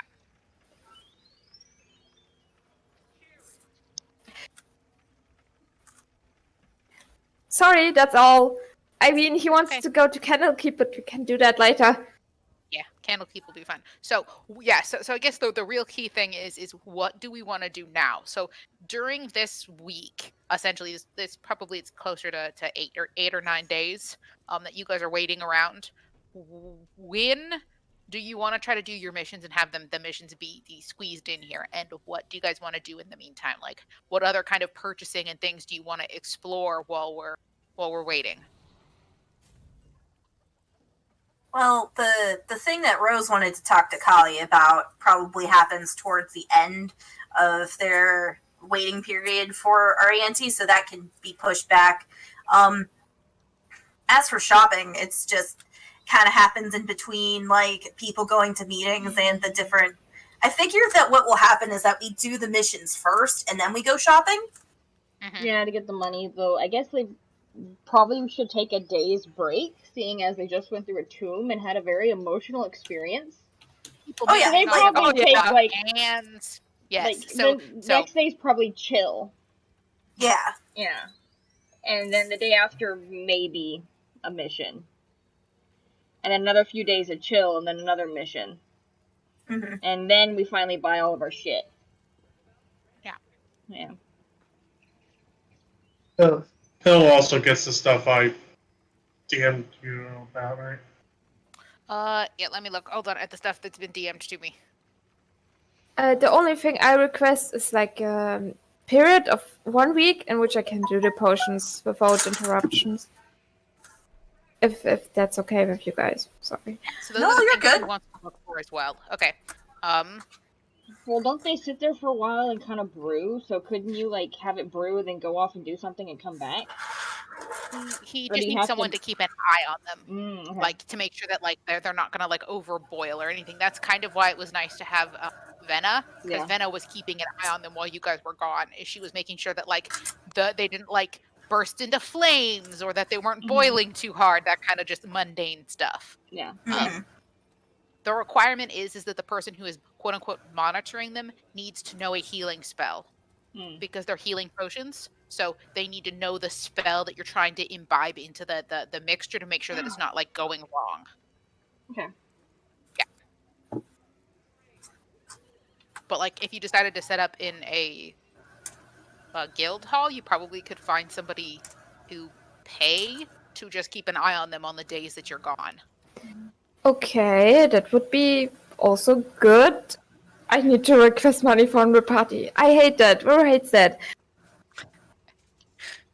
Okay. I think that at that point it's like he goes up to like Kali or maybe even Rose, because I think Rose is still the one carrying the bags of holding. He makes the request and she just like, you don't have to feel sorry about asking for party money. You're doing stuff for the party. That's entirely the point. And she just hands over the gold required.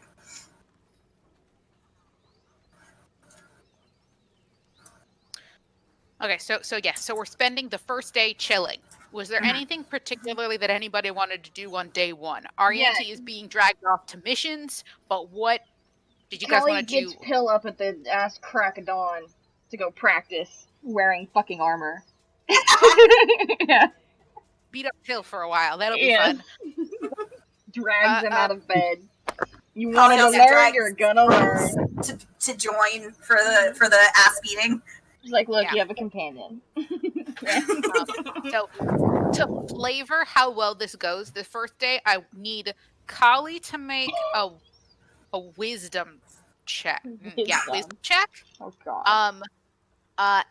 Or actually it might be a charisma check, because it's like a performance. You're trying to teach somebody something, so it's a little more charisma. So yeah, so charisma check.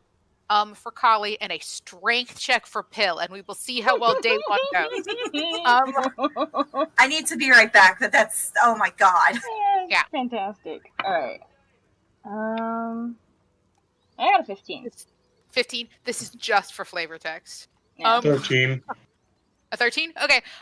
Kali, you are really drawing upon spending so much time as not only a fighter, but with your family. Everybody wore armor. It was like everybody knew how to wear armor. So your dad taught you guys how to wear it. Your Sane obviously taught you guys how to wear armor. She did not take that lightly. If you guys were going to go adventuring, she wanted you to know how to protect yourself. So you are very well versed in understanding how to take on armor, how to take it off, how to make it work. You were expecting it to be heavier, Pill. Quite honestly, like when they pulled out this breastplate, and you remember when you first got it, you're like, this shit's gonna suck. I'm so glad I don't have to wear armor. But once they get it on, and they manage to get it onto you, it's like the weight's fairly easily distributed. It's not super heavy. It's a little clunky. And your chest is like wider than you're used to it being, because you've got this, like, your arms don't sit quite where they normally do wearing the breastplate. But I mean, it's not as bad as you initially anticipated. But for the most part, the first day is really you guys getting the armor on and getting it all adjusted correctly to fit him. Mm-hmm. So, because you have to like fix all of the straps and things like that, and like the design of the breastplate was not initially designed for someone as slender as Pill. Mm-hmm. So it's you gotta like add a couple more buckle holes to make it tighten a little bit tighter, so it isn't like hanging off of him weird. Are you guys gonna try to test to get a fish? Because we still haven't actually had this work, but now that he's wearing it, do we want to try to come up with a way to test for fish? Yes. So it's detecting a misleading statement about a potential plot or ongoings. So anybody who's got a plan. Phil's like, tell me about our latest bounty. Tell me what happened. Or does that work? This is before you guys go on the adventure. This is like the first time you're wearing this armor. Yeah. Okay, tell me about what we'll do in our whatever bounty we pick. There has to be a plot. It has to be like misleading. Something someone's planning and you mislead them. So Yeah. Rose is planning something. Sparrow walked off, so didn't she? Yeah. Oh no, I'm here. Oh, you're here? Hi. Okay. Because I mean, you just had that wonderful line of, "Hey, Kali, later when we have some time, I need to talk to you about something." That's you planning to do something, and it's a secret. So you just lie to Pill about what it is. Yeah, tell me what you're trying to tell Kali. Okay. Just lie about it, I guess? Yeah. Yeah. Yep. I want to talk to Kali about relationship problems. Okay, make a deception check. Okay.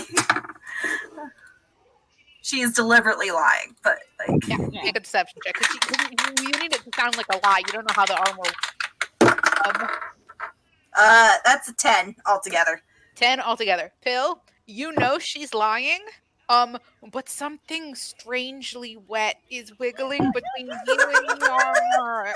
It's just like flopping around between you and the armor, and it wasn't there before. Can Pill reach in and pull it out? Yep, it's a red herring. Now herrings are not big fishes. This fish is like maybe the length of your palm, and it is very much alive, and it is bright goddamn red. It's still like wet, like wherever it was from, it just got pulled out of the water. And it's flopping around on your hand. Where was it? Where did it appear? In between, in between your chest, and the plate. So like it was like inside the chest plate, like near your pectoral muscles. Like suddenly there was just fish, and it's like squirming around there, like underneath your shirt, essentially. I'm gonna say. So whenever we need free food, just keep lying to me. If we want to sell fish. That is. Will that be a part of our new business too? Make a fish market as well. We don't even know where these are being pulled from. Fish No, kebabs. you have no idea. But it's clearly a What was real the fish. Yeah. What was the name of the armor that Katie's asking? I don't remember the name, but it's an armor that Was it not secret keeping or something? I'm yeah, the wondering. Made of made something. keeping. Yeah. Yeah, it was the. Yeah, hold on. Let me look. We got it when we at that festival in Falon, The mask. right? Yes. Yeah, Yeah. You guys won it. Yeah. It was one of the bad magic items that I found. Yeah. It was just sitting in our bag of holding, and since he's learning how to wear medium armor, we're like, why not? Just put it on him until he can get other armor. I rarely resent you calling them bad. In fact, the moment I get that efficient quiver, the artist blunchon is going into that quiver. If it helps, I got them off of a blog called Terrible D&D Items. So It is a good D&D Yeah, item. here we go. Here's Probably the list. classifies better because there's or worse because there's better ones you can get that actually benefit you in combat, and these really don't, but they're fun. Let me see if I can find the name of it. They do benefit roleplay wise though. Ah, Yeah, they it's do. called the Breastplate of Secret Detection. There you go. We can have fish with our berry. Mm-hmm. Yeah, and this fish is like the length of your palm. It is not a big fish. That's why you need to keep lying so we can have lunch. Someone had to wear it for it to happen. Yeah, has to be attuned to it, I think. Okay. Yeah, I don't think it's attunement. You just have to be not wearing usually it. wearing it? Okay, cool. Yeah, no, there's no attunement because it's such a silly magic item. There's no attunement required. Someone has to. It can't just be sitting next to you. It has to be on for the spell to work. Okay. Rose goes ahead and gives him a couple other whoppers just to see how many fish will show up. Okay. Oh, well, I need to hear your lies in order to determine what they are. okay. You gotta tell me. Okay. I only couple of. And it has to be me, the player, is trying to come up with some good lies. It has to be about a plot, like I something. totally do not have a crush on Avandra. That's not a plot. I'm secretly planning a date with Avandra. That's a plot. Yeah. She goes. I am not secretly planning on trying to get Sarabi and Fanfred together. What are you talking about? You don't need to roll for that one. Fish. This one's near your back, like your lower back, and it's like squirming down there.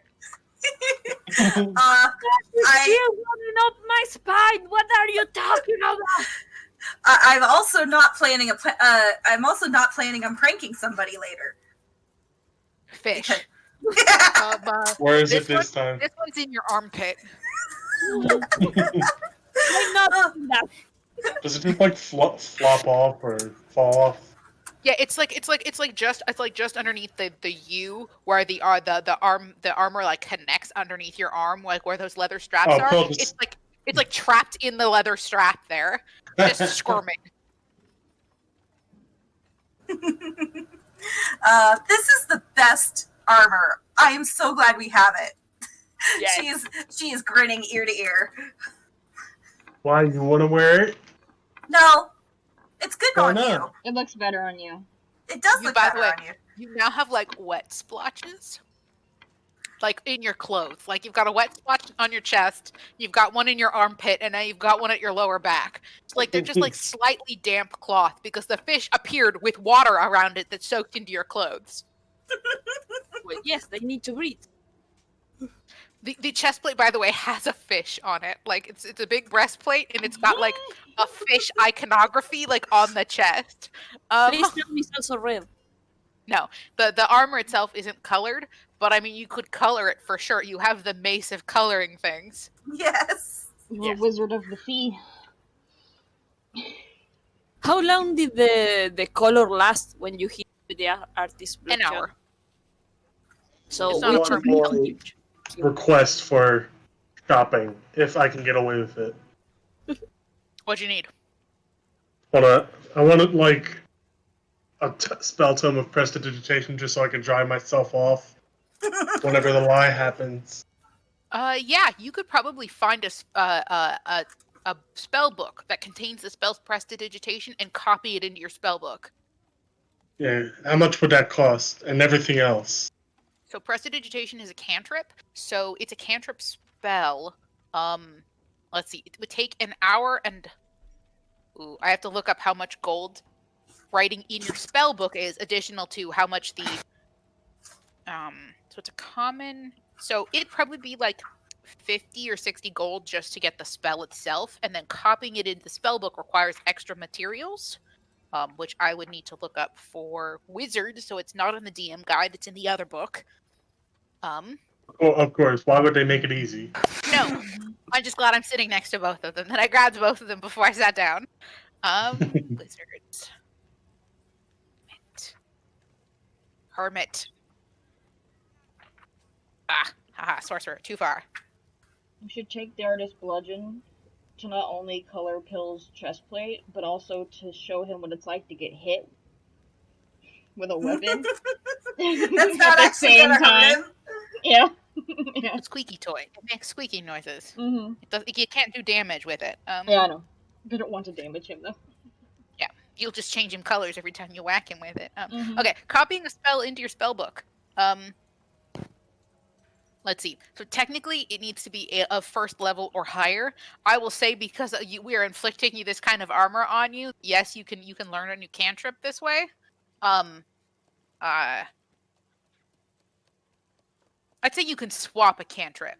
Does that make sense? Like you can use the money to change a cantrip in your book. Like your spell book only has so many pages for cantrips in it, and you'd have to like erase one page and add a new cantrip in.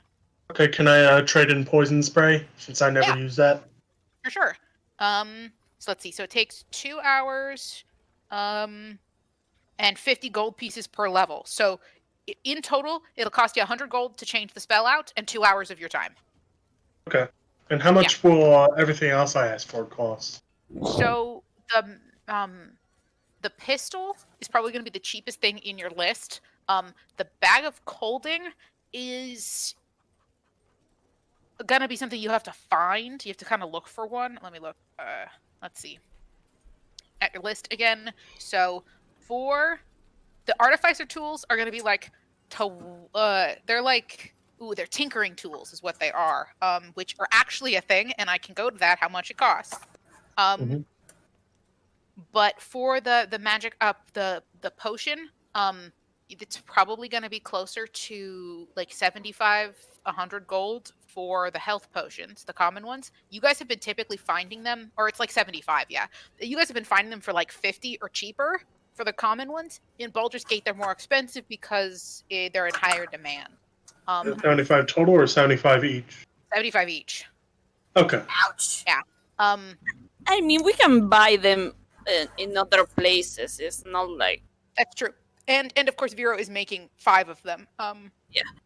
It's a pretty common thing that you can find everywhere. Yeah, like... and the greater ones are probably going to run you more like 125 each, because they're uncommon magic items.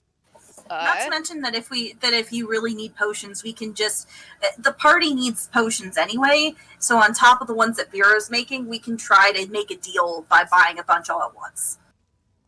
Yeah, because I want to get like 3 common and 3 greater, just for me. No, I get that. Yeah, so tinkering tools are probably going to run you closer to about 50 gold for a set. Yeah, that's what I would want. Yeah, and then the pistol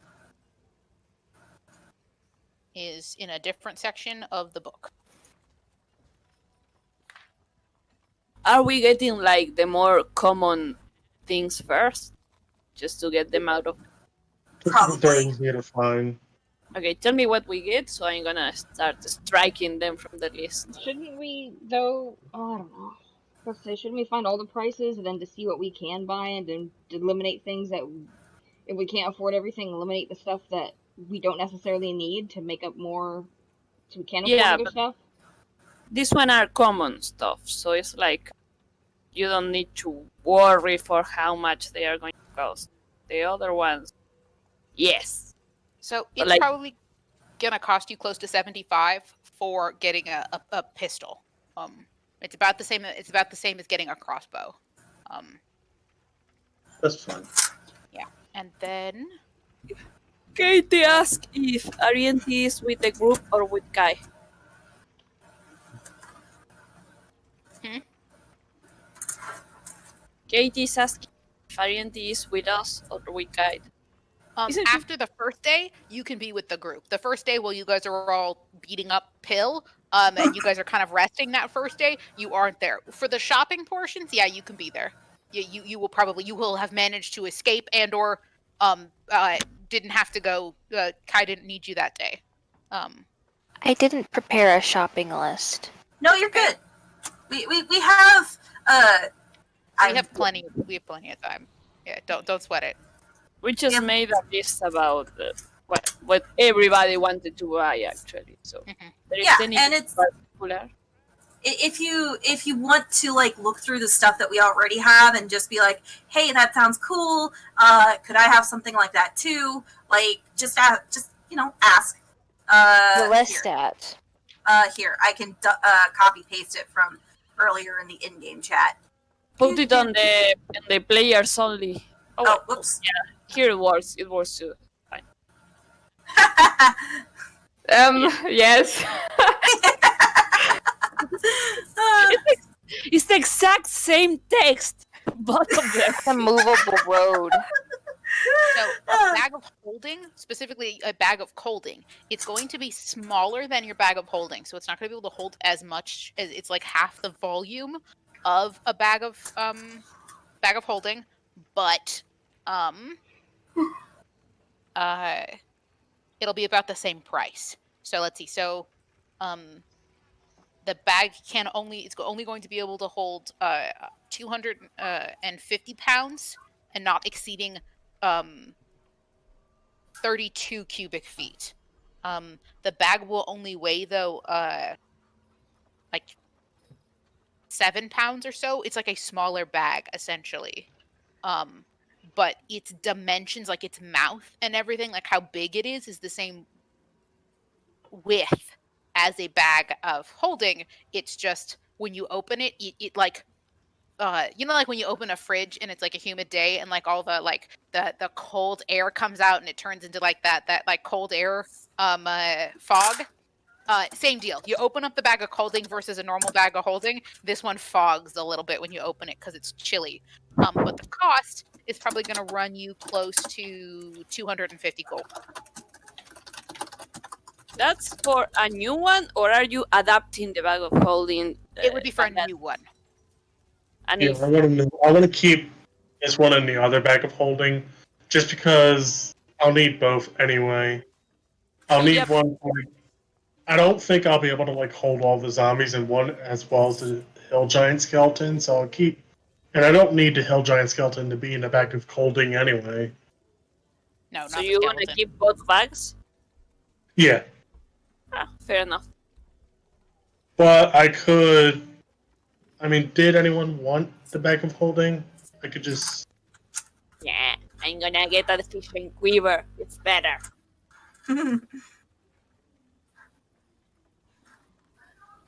We already have like a bag of holdings. I don't think we need anything more.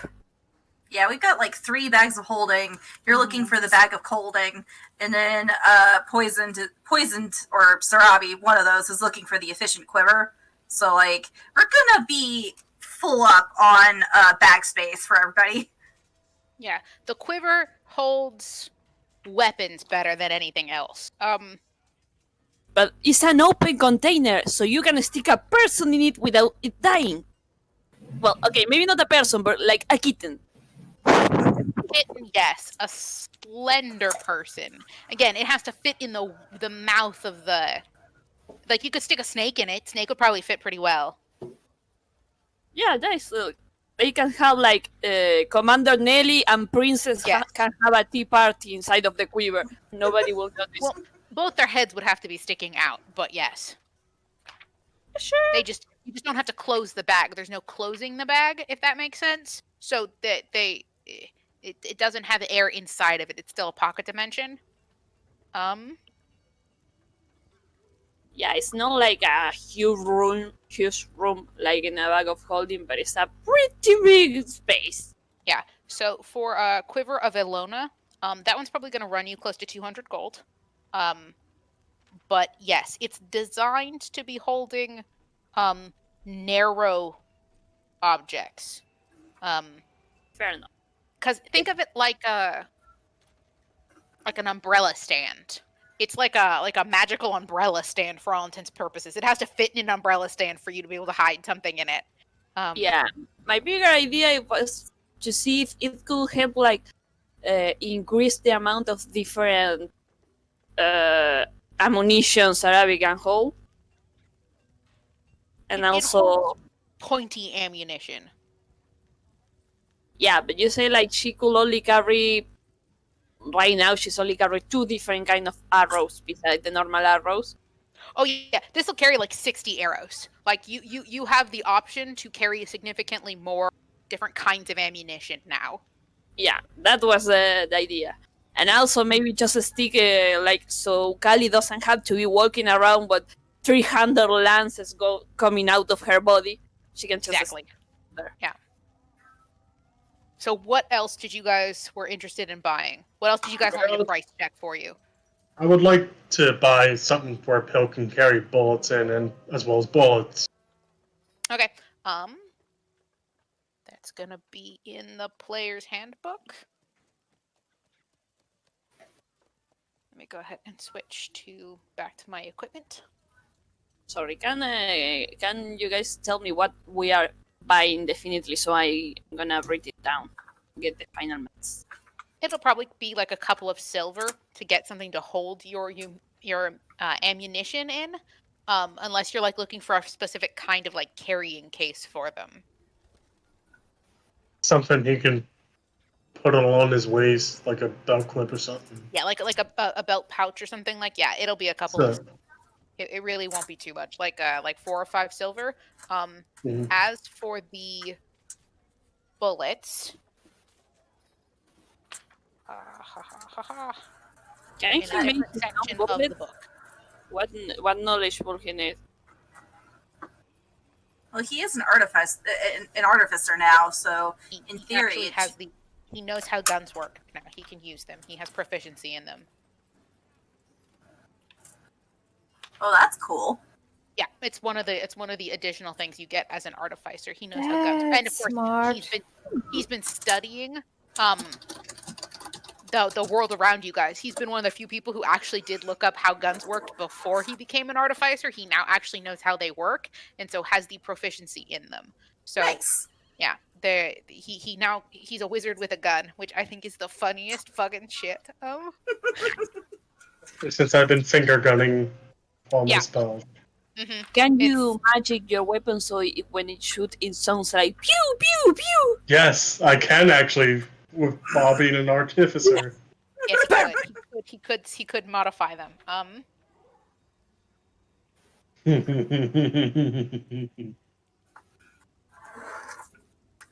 I don't want it to just be like pew pew. I want it to sound like some guy with a really high pitched voice going saying pew pew pew pew pew. Yeah. You want to know the thing that I got reminded of? There's a game called Enter the Gungeon. One of the guns that you get looks like the letter R, and the bullets actually spell out bullet. And there's a guy just going bullet, bullet, bullet the entire time that you use it. Wait, can I make it talk like the Bane in Borderlands 2? If you know what that is. I suppose. I mean, you'll have to spell it. Have to actually enchant it to get it to do that. But yes. You know what that is then? Not off the top of my head, but I'm willing to let you do banana things. So. Hold on, let me pull it up. So your ammunitions for 10 bullets is going to cost you about 3 gold. Yeah.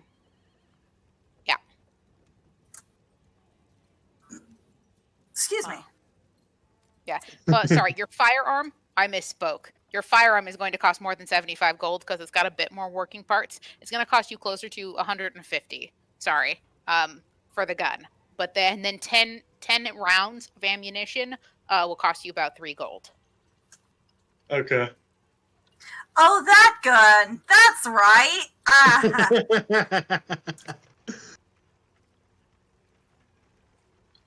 Oh dear. Yeah, that's what we need in this group. Just screaming bullets. Oh no. I may regret my decision. To be fair, I did read through the artificer class. He can only do certain a specific amount of mods to things.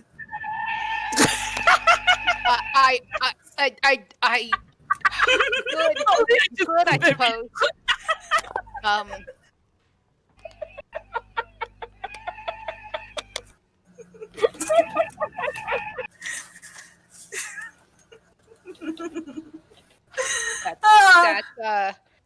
You could do it. I will let you do it since I don't actually have to play in a game in which I have to hear it screaming all the time. It's just flavor text. Yeah, you can do it.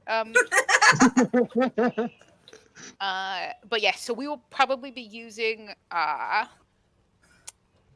firearm rules and mechanics from Critical Role because I like them better than the ones in D&D.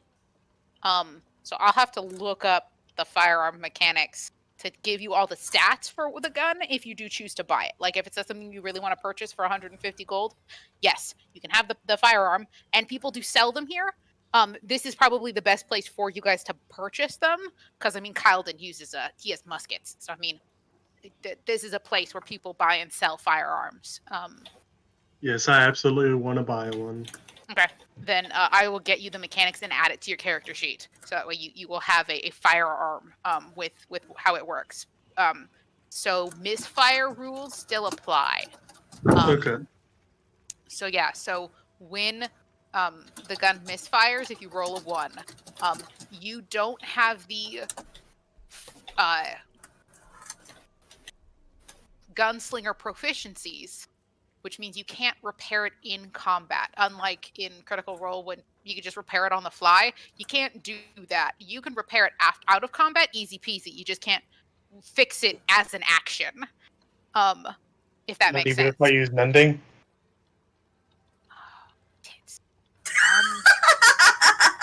Yes. If you burn this, yes, you can use the spell mending probably to fix it for minor things. If you break it again after mending, no, it's out. Like it's 2 fails in a row takes the gun out of commission until you have a chance to actually repair it. But mending is like it's like a boo-boo fix. Like, oh shit. mending won't repair the whole gun. It's just like in case of emergencies, like band-aid. But yes, mending will help. I was going to say, I think that for the purposes of fixing the gun, Rose could not use mending on it because she would not know how to fix it. No, Rose couldn't because she doesn't know.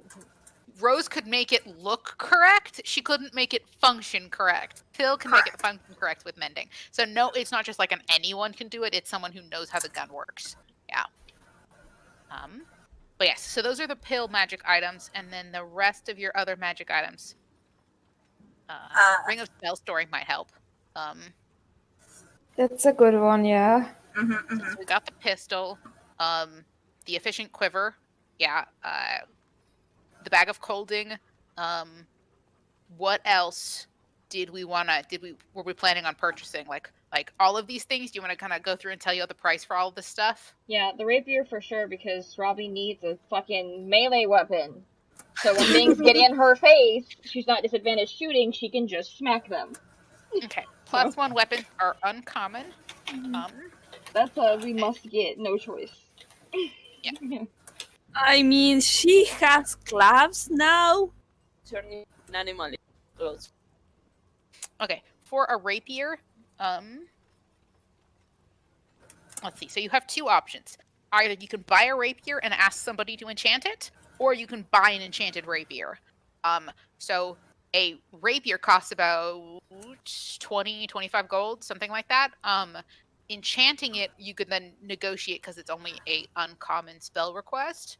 But it would take extra time, so it'll be cheaper to do it that way. But you have to have the time, or you can buy an enchanted rapier, which is going to run you closer to like 250. Actually, yeah, like 200, probably 200 straight. But having someone enchant it for you after you purchase the rapier will be, and you want to wait a week or so for someone to do it, will run you like 175. I am willing to wait a week, yes. Okay. And also makes sense because she didn't have a rapier when we did the mission. If you have a rapier, like you just have an extra one, then you wouldn't have to. You could lower by 25 gold. No, it doesn't. She only have it. She have a sickle, but that's for the communist idea we are developing. Did you want to do anything else to the rapier besides make it +1? No, make it look like it had wings. I mean, like, did you want it silvered or anything?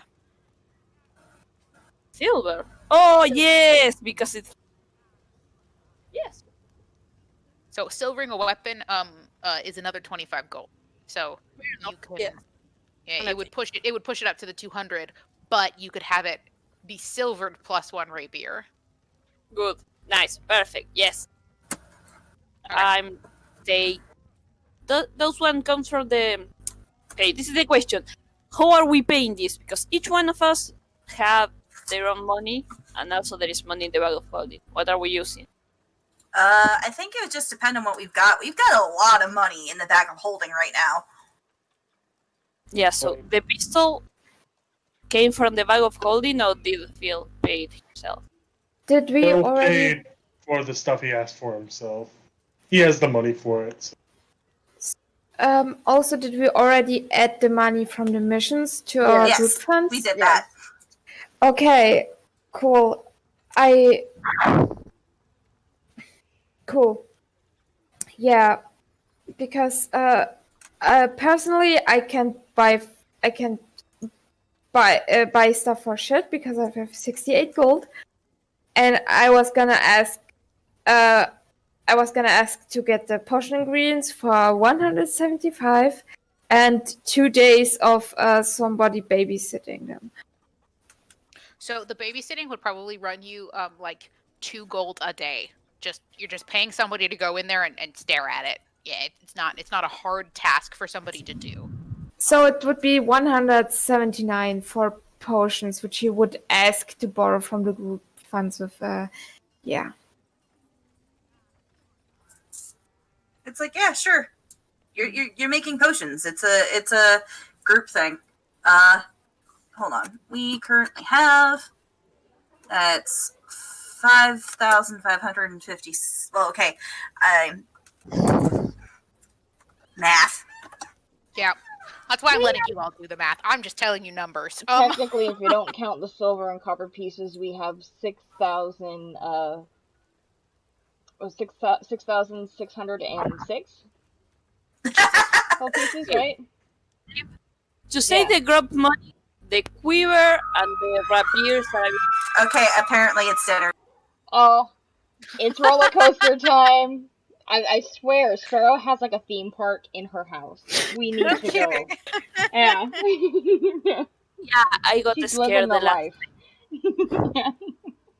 So the rapier and the quiver, Sarah's gonna pay from her own pocket to save some money for the group. So, what was the price? 200 for the rapier, right? 200, yeah, and it's silvered. Okay, let me just scrap it. You won't get it until the end of the week. Okay, fair. And the quiver, you say how much? I forgot what I said. But it's an uncommon item, so it's probably gonna run you like 250 for that one. Okay. And how many different kinds of arrow could I carry now? 4. Yeah, 4. You could probably carry 4 different kinds of arrows now. Nice. Along with your standard normal ones. Yeah, and then you can just put lances and the artist bludgeon, it goes on the quiver. Just so everybody knows. Because What we goes on need the to have quiver? the artist bludgeon, the mace that you just hit people and change color. Yeah. Just so everyone has Yes. access to it whenever they want it. I'd love that one because it looks like an art mallet, like you would use for like sculpting. So it's like this big flat square looking hammer that's like covered in paint splatters. It's fantastic. Okay, that one. So that will be 450 from Scabby. I am changing now. She has 9, so is 4 and 5. There we What's go. the next thing you guys are interested in wanting? That's the next high priority thing for you. Priority things were the bag of clothing and the cloak of displacement. Cloak of We displacement. don't have to get it because I'm planning to take the shield spell at level 9. Yeah, but you can die before that. That's also true. So cloak of displacement. That one's gonna be a bit more pricey. That one's gonna probably run you 2,000 gold pieces. Ouch. Because Not it's an animal hide that has to be treated, properly. So that one's a bit up there in price, but it's something you guys could afford. Yeah, but let's check all the prices and then we decide. I'm gonna read it right next to it. The amount. There we go. Okay, Yeah. if that's the case, then can we also look into the Mantle of Spell Resistance? Mantle Yes. of spell resistance. Yes, we can.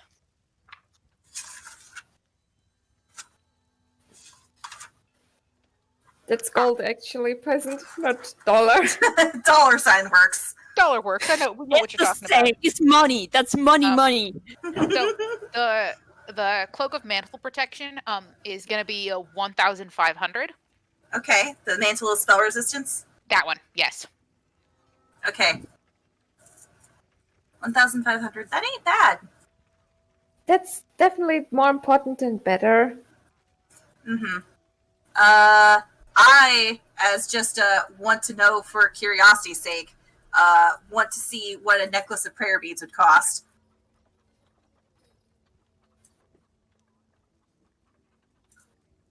I'm thinking. Okay, if it helps, you can pick what the beads are. Oh no, I'd let you roll for them. That's Oh, nice. That's fun. Yeah. Let's see. It depends on how many beads on the necklace you want. If you want one with 6 beads, it is going to cost you 5,000 gold pieces. Ouch. If you want one with fewer beads, you can probably it basically goes down in tiers of 1,000 gold pieces. So one that's got 5. Let's see. So one that has 6 is 5,000. One that has 5 is going to be 4,000. One that has 3, sorry, hold on, 5, 4. One that has 4 is 3,000. And that's the lowest you can go for that one that you can find. Is one that has 4. It's going to be 3,000 gold pieces. Okay. Well, that's a lot. I don't need it. It would be does neat a to lot, have. though. It does. You can cast planar ally with it. I know. Maybe 3,000 seems right for my headache of you having a planar ally. potentially. Yeah, potentially. You would obviously get to roll for it. Essentially, they're you don't get to know what beads it has until you buy it, and then I'll make you roll for it to figure out what beads it has. Gotcha. Okay. So can you remove the artist plunger from the bag of holding, please? Because I put it on the... Okay. What was the ring of price? protection, by the way? Just an average common ring of protection is 1,000 gold pieces.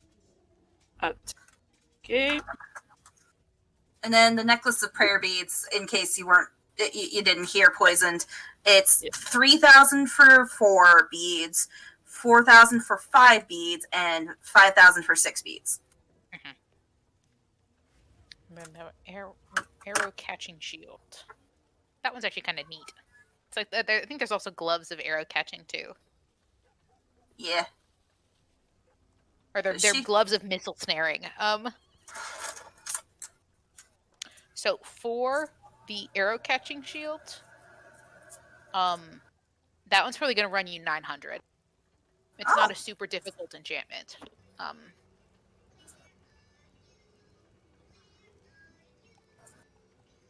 Okay. Are you giving it to Kali? Is Kali the one who's going to get the shield, or is it going to be Rose? Are we forced to answer that question? Or Well, I'm trying to figure out whether I have to roll a 20 goddamn 2 to hit Kali with a bow.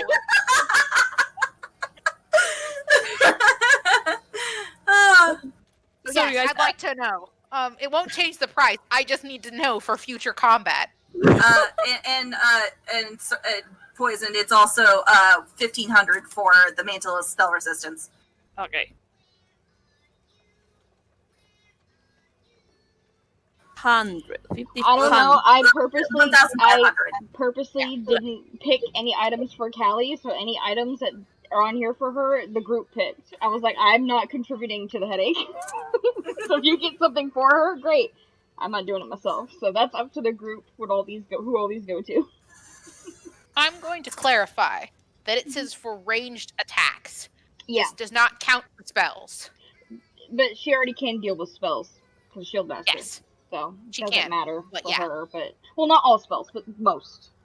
Ones that require Yes, saves. the ranged spell attack. Like in addition, whenever a attacker makes a ranged attack against you with a 5 feet, you can use your reaction to become the target instead.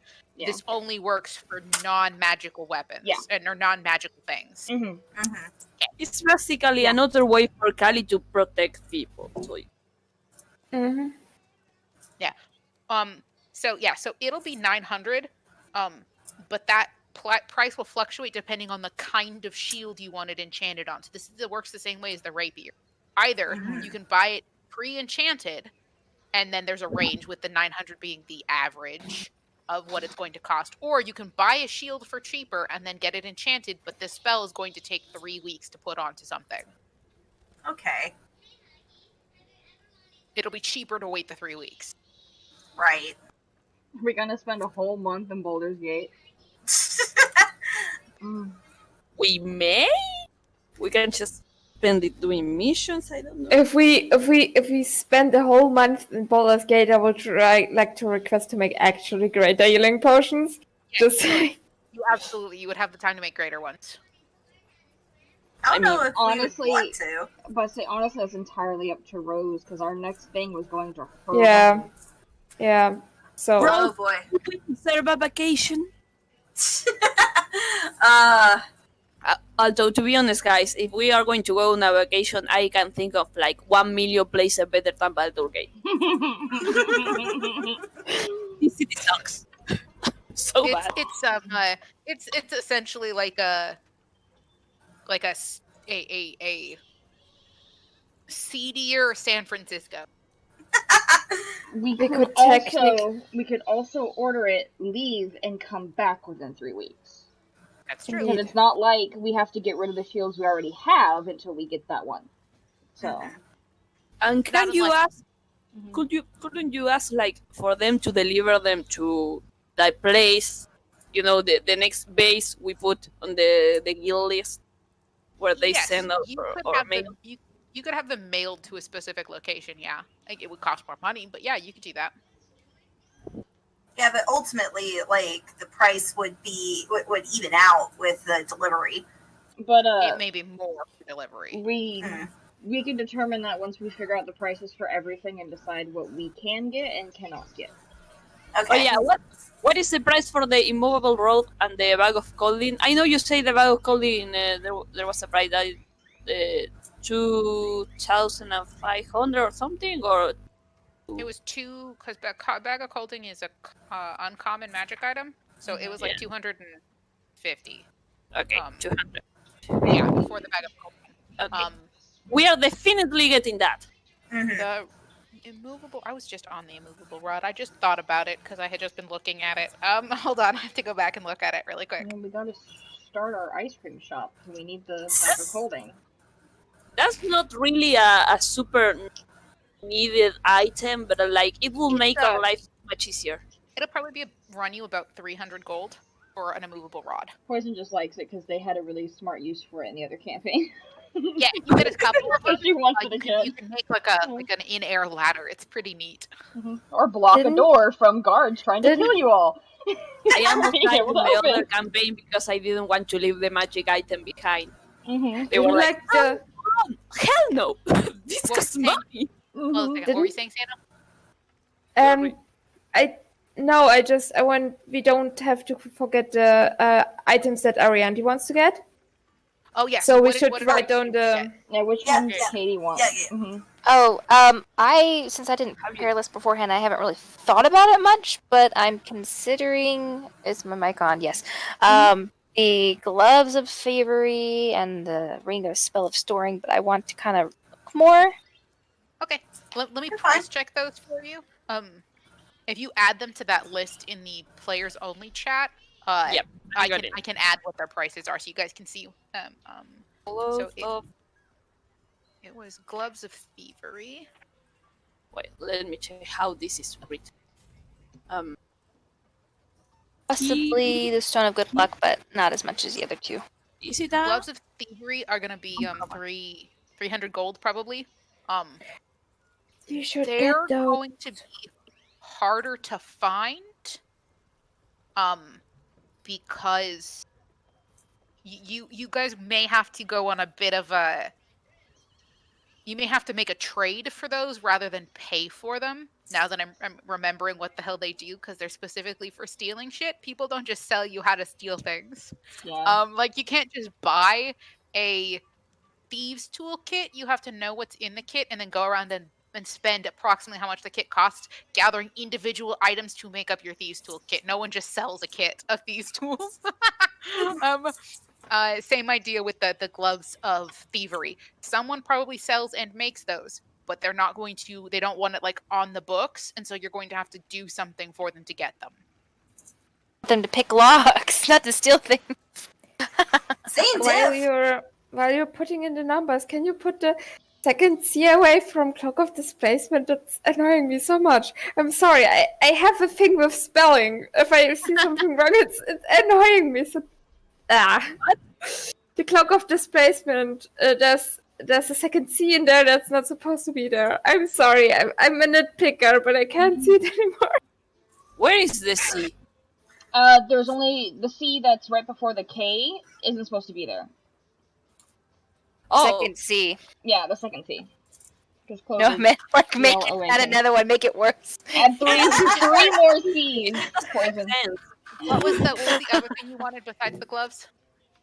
The ring of spell storing.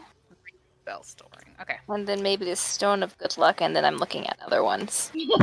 And then I'll have to decide which ones I want. Colloquial of displacement. Wait, what chat are you guys looking in? Players only. You just want to make me left. Hold on, I have to I forgot that I had to re-add you to that chat. 2 seconds, and I'll do that. Oh yeah, I don't have the player role anymore. She's adding you to it. She forgot she needs to redo that. Let me go ahead and roll. You now have the player's role checked. You should have access to it again. Is there anything else besides the gloves of thievery? Cloaca, that wasn't my intention.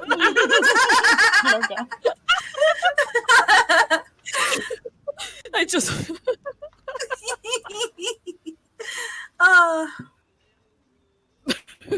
There is anything else besides the gloves of thievery you want me to ask? There is the spell, the ring of spell storing, and the luck stone. Stone of good luck or something like that. So a ring of spell storing is probably going to run you 4,000 gold. Yeah, that one's up there. And then I don't have that much. The stone of luck. Oh, stone of luck. Shit. Okay. This one you might not. I don't know if you can even find it. These guys are really rare. There's like only a handful of them on the planet, kind of thing.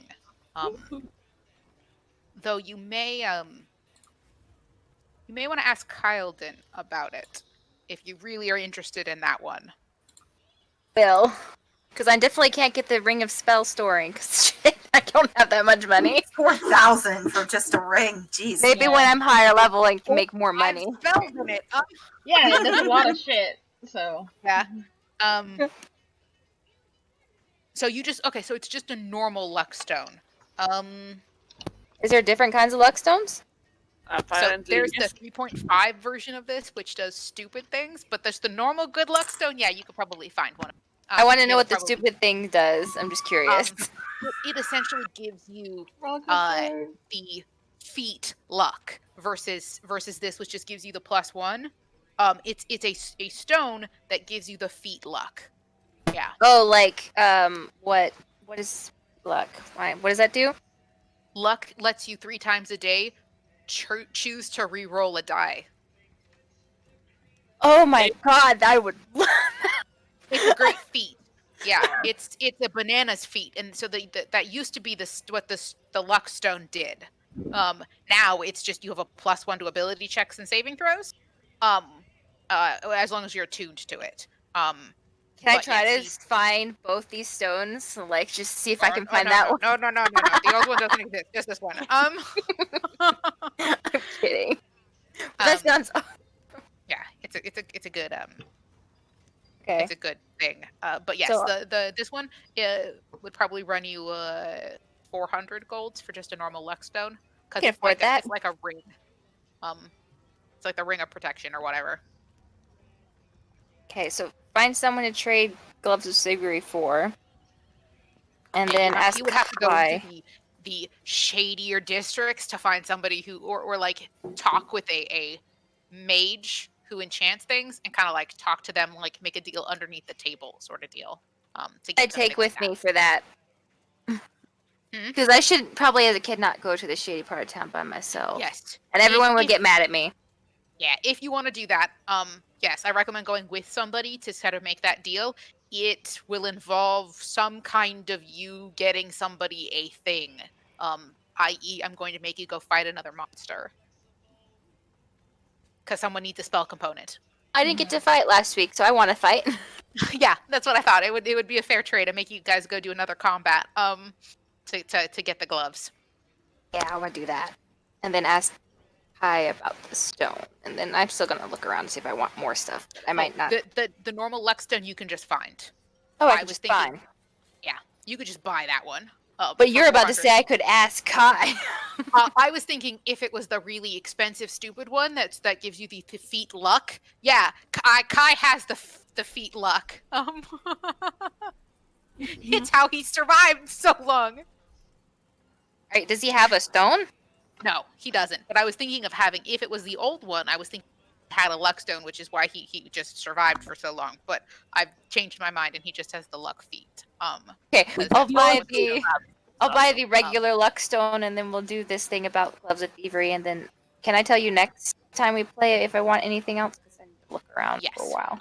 I'll say that yes, as long as it's not something that you're going to wait a week to buy, then yes. If you're just like spending straight money. Yeah, it's something I'd be buying now, but I just need a week, real time to look around. Yes, I know. Yeah, shopping sometimes, especially for magic items, can be tricky. Balin. Need to open up my list. And you said it was 400 gold? Yes. So I'll just take out 400 gold and say I have it now.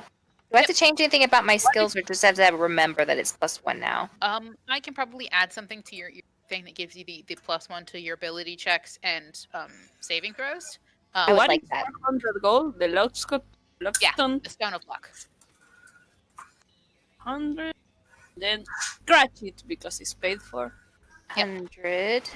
That gives me 1,600. Once all of these things are purchased and you guys have made decisions, I will go through at the end of this session and add everything to your character sheet. Okay. Yeah. Oh, I And already I'll add the handouts for each one of the magic items so you guys have a quick reference. Very nice. Oh, am I able to find any more gemstones? What kind are you looking for? Revivify. Oh, just 1,000 gold piece worth diamond? Oh, I don't have enough money for that. I'll have to just. I have one left, so I'll keep that for now and just save up some money to buy another gemstone later. Cost more than 1,000 gold pieces. It's 1,000 gold pieces, right? That's how much the gem costs. I thought it was 300. Yeah, 300? it's 300 Oh, for verified. sorry, resurrection is 1,000. For it's 300 gold, so it's probably going to cost you close to like 350 to 400 because that's how much the gemstone is worth, and people know that it's a magical component, and so they're going to charge you more for it. So I want to buy 1 gemstone then. Okay. You make me a persuasion check because you would haggle for this. Can I give myself a die of inspiration? Yes, you You can. could get the help action. Yay too. for being a bard. You were haggling. Okay, where's my? If We also have a bunch of like rubies and jewelry and silk robes that we can get rid of, and can't we just you could sell. sell Yeah. those? Oh, yeah. So I didn't even need to use my buy. I got a 25. Yay Oh, for nice. 25? 9. Yeah, you could probably talk them all the way down to 325 for the gem. Woo, 325. Yeah. I love having a +9. Are we gonna sell these jewelry pieces, rubies, and robes? Yes, please. Yeah. Oh yeah, Maybe this is some money. Big ones, because we can use them to like give people and get favors. But the expensive one, yes. So keep what? I mean, the cheap ones you can keep to like give gifts to people. Just give them a fake ring and say, "Oh, your eyes are beautiful," and then you get like a friend or something. Are you trying to do RPG level of flirting? I don't Only think that flirting fits. knows. Just throw enough jewelry at them, and they are And at they your instantly feet. fall in love. Yeah. Just throw gold at them until they do what you want. So I think I told you how much those gemstones were worth already, yeah? Yeah, it's in the bag of holding chat. yeah, 4 rubies worth 1,000 gold pieces all together. Jewelry pieces are worth 100 altogether, and the silk robes are 50 pieces each. Yes. So you could just convert those directly to gold unless you were trying to haggle, in which you want to try to get more from them than what they're worth. It's up to you. What y'all want to do? Also, the robes. Unless anybody wants to keep one of the robes because they look very silky and nice. Is there one Arianti size? They are all wizard mummy Those are lords. wizard robes. Yeah. They Well, I'm thinking of- are modifiable. So if you wanted to make one yourself, yeah, you could. But Well, I know how to heal her, so yeah. yes, yes. So you could definitely convert one of these into something that you could wear. Actually, couldn't Arianti use the fabric to do things? Yes. Do you want a new silk robe? No, that robe, but like, I don't know. You can make something with silk. Silk is expensive. Yeah, she could take the seams out of them and use the pieces for stuff too. Yeah, she knows how to sew. It's her background. Yeah. That's why. Okay, so do we want to try to save some of the silk robes for Arianti? Are we saving all of them, or just how I'd say many? I'm gonna keep one in my, because I'm atrophied, so costumes for me is what I'm just, I don't How know. many robes? There's 7. So how many do you want? I think she could easily turn one of the rows into one dress for her or for Rose. Like one whole dress. I could turn them into anything. Mm-hmm. I just want to know how many she has, so I know how much we're getting rid of and how much we're keeping. How many outfits do you guys want me to make for you? Some depends on how many robes. I was gonna make one for myself. I mean, it's not too about making things because you don't know. It's like for you to have silk, I don't need to buy it late. If not, we can just buy silk later because you don't know if you're going to need it to do anything with silk. Do you want to keep 3 of them for now and get rid of the rest? Sell them later, yeah. Okay, so we'll keep 3. And then you said we can haggle and try to sell these for more, right? Is it a persuasion roll? It is, yes. Hallie can try. She's got a +5 in persuasion. Nifty. Go ahead and roll. Unless someone else wants to help or do it as well. Are you gonna try to get more for the rubies and the cherry also, or? I guess I'll Actually, I want to if you guys don't mind, Oh, I'd like to take the rubies and try to exchange them for equivalent. I do want to try to get a diamond, but failing that, Fortune's Favor costs. The spell component is a white pearl that costs 100 gold. I docked my own gold, but I'd like to pick up a couple of white pearls. Oh, that's actually really a So really you good wanna idea. trade the rubies for diamonds and pearls? Yeah. Okay. Well, then I guess I can try to haggle the other robes and the jewelry, I guess. I give Dive inspiration, Callie, so for haggling. Okay. Sure. So for 4 robes and the jewelry pieces. Okay. Alright. Ooh, that's pretty good. Let's see. And then she got 23 without the inspiration. Damn. Okay. Do you want to use the inspiration? I mean, why not? I don't know Use what it. to use it for. It's a D8, I have right? extra one. Yeah. It's D8. Alright, and then... So I said 23, right? Yeah. Yeah. Yes. 28. Got a 5. 28. Not bad. Okay. It's actually a 30. Because 30. as you enter the store that you were trying to sell and barter with, the person recognizes you and knows that you are a member of the Dawn Phoenix. Oh. And my daughter was saved by a member of the Dawn Phoenix. Anything I can do to help you, anything at all. Nice. So you have a +2 to that. Okay. As they recognized who you were. So you got a 30 on this, which is bananas. You can double the price of everything. You can get twice the amount for all of the stuff. Yeah. Okay. So Nice! It's called Almost Impossible, I think, in the DC. It's called Next to Impossible. Yeah, as the DC. Wait, if you roll you get a 30, it's yes, next to impossible. Each one of the DCs have a specific term related to it. Like 20 is very difficult. 30 is supposed to be next to impossible. It's supposed to be really hard to roll a 30 unless you're really high level or you have a bunch of bonuses. Or you're a Tarask, in which case you get a +30 to your hit. It's fucking amazing. Alright, so we kept the 3 of the silk robes, right? Mm-hmm. Okay.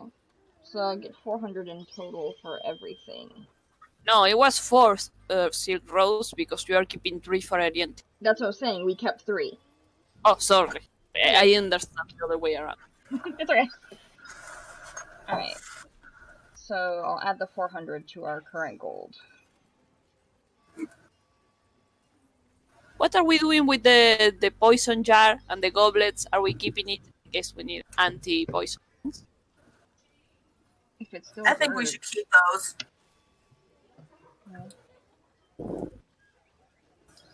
Should we convert the other coin types we have to gold?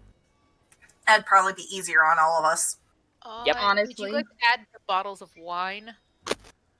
I thought we drank those. Yeah. Did you drink the 2 fancy bottles?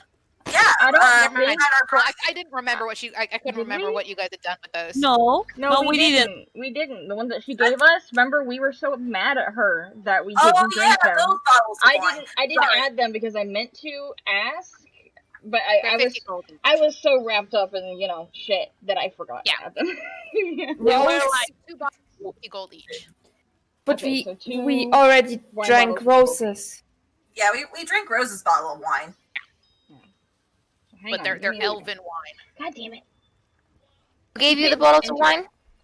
From their gold collecting adventures. They will have to tell you guys. I won't tell you. They have to tell you in game what you did during their adventures. That's all RPing. So once we did the purchasing, I was gonna make them tell you about their adventures. Yeah. Watch the video. I don't know if you've seen it or not. I haven't put it up yet. I haven't even put up I'm my like, what are you guys because talking about? It still has to export, so. I didn't make any gold, so I want to make some gold by doing a performance since I'm running out of money. Sure. If I can. Yeah. And then I'm going to use my very last eye of inspiration. Are we This is gonna over several days. Are we gonna sell So these you can bottles roll of back. wine, guys? Sorry. Sorry. Are we gonna What? sell? Are we gonna sell those bottles of wine, or are we keeping them? What's Yeah, the consensus? We're selling them. Selling them? Okay, I just want to make sure. I didn't want to do things ahead of time. We're not making sure. Sure. Go Alright. ahead. I will Because say you can add that into your previous sale, so you can get twice the amount for it. Cool. Did you Alright. just say my name? I'm sorry. No, you're Nope. good. Don't worry about it. also because I'm not sure I want to drink somebody given away by somebody who cuts people body parts. So. Yeah. So you got the 25 for your performance. 29. 29. Perfect. Okay. So, you make actually you didn't roll 29. You rolled a 32. Because you are well known. You are known now. The word spread around by this point while you were trying to make money that you are a prospective member to the Crimson Talon. That this rumor has begun about the child bard who is going to become a member of the Crimson Talon. You starting to become almost like an underdog story that's being spread around. So you are very well known, and people very much want to support your endeavors because look how cute she is. She's such a cute child. You do have some naysayers who are like, but she's a child. She shouldn't be in the Crimson Talon. But other people are like, but she's doing so well. So she's so talented that even the Crimson Talon wants her.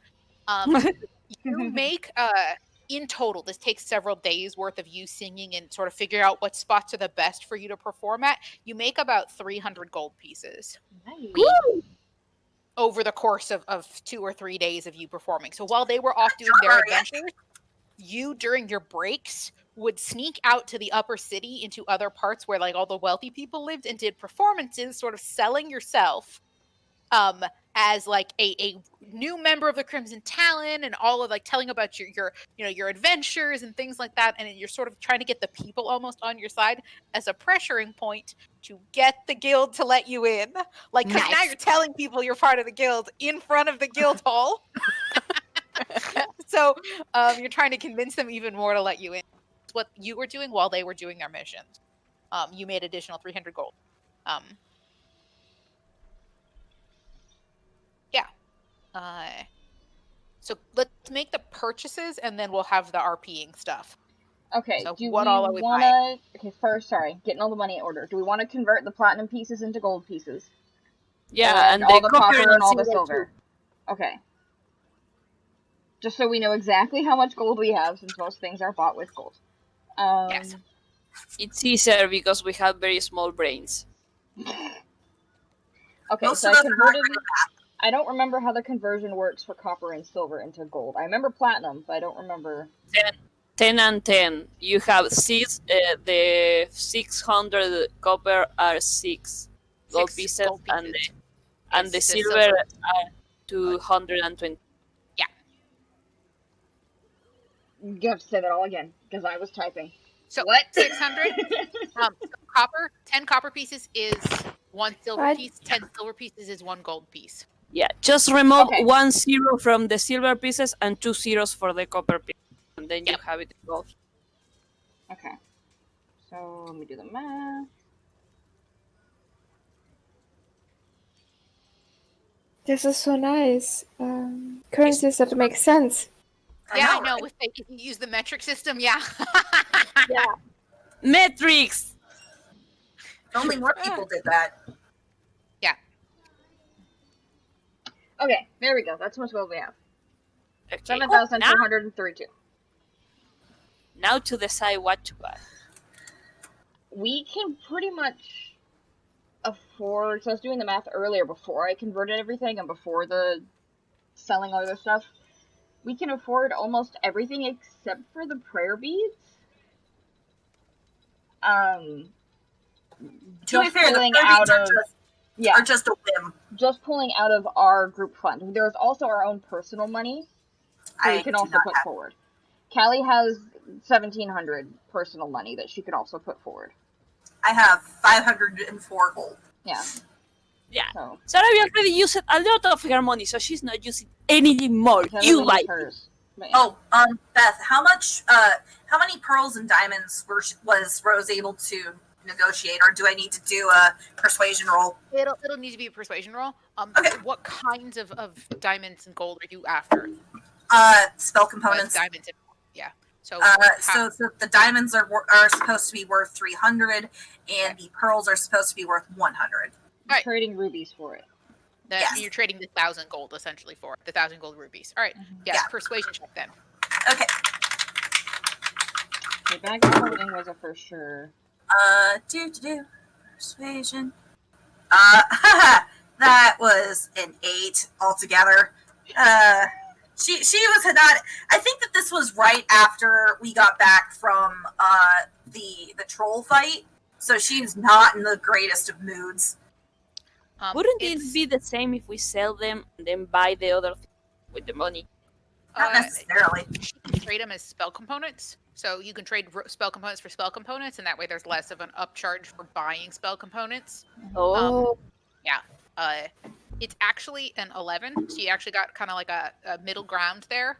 Okay. Because you are a cleric, so people know that, well, you're buying spell components that allow you to save people. Mm-hmm. So you have a bit of an advantage on that one. Okay. It's asking people to do stuff. It's a little harder. You're less well known. But you being a cleric and wearing cleric garb, people are like, "Oh, look, she's buying spell components. Let's not screw the cleric." She could be saving the life of my child tomorrow. Exactly. Everybody knows somebody who's in a guild. So Avandra's watching. So in total, you can get 2 rubies, or two sorry, not rubies. 2 pearls. Diamonds. 2 diamonds. Because they're 300 each. So you can get 2 diamonds and 3 pearls. Okay. Yeah. That's better than I was expecting. So you got an average roll. They basically didn't negotiate very much with you.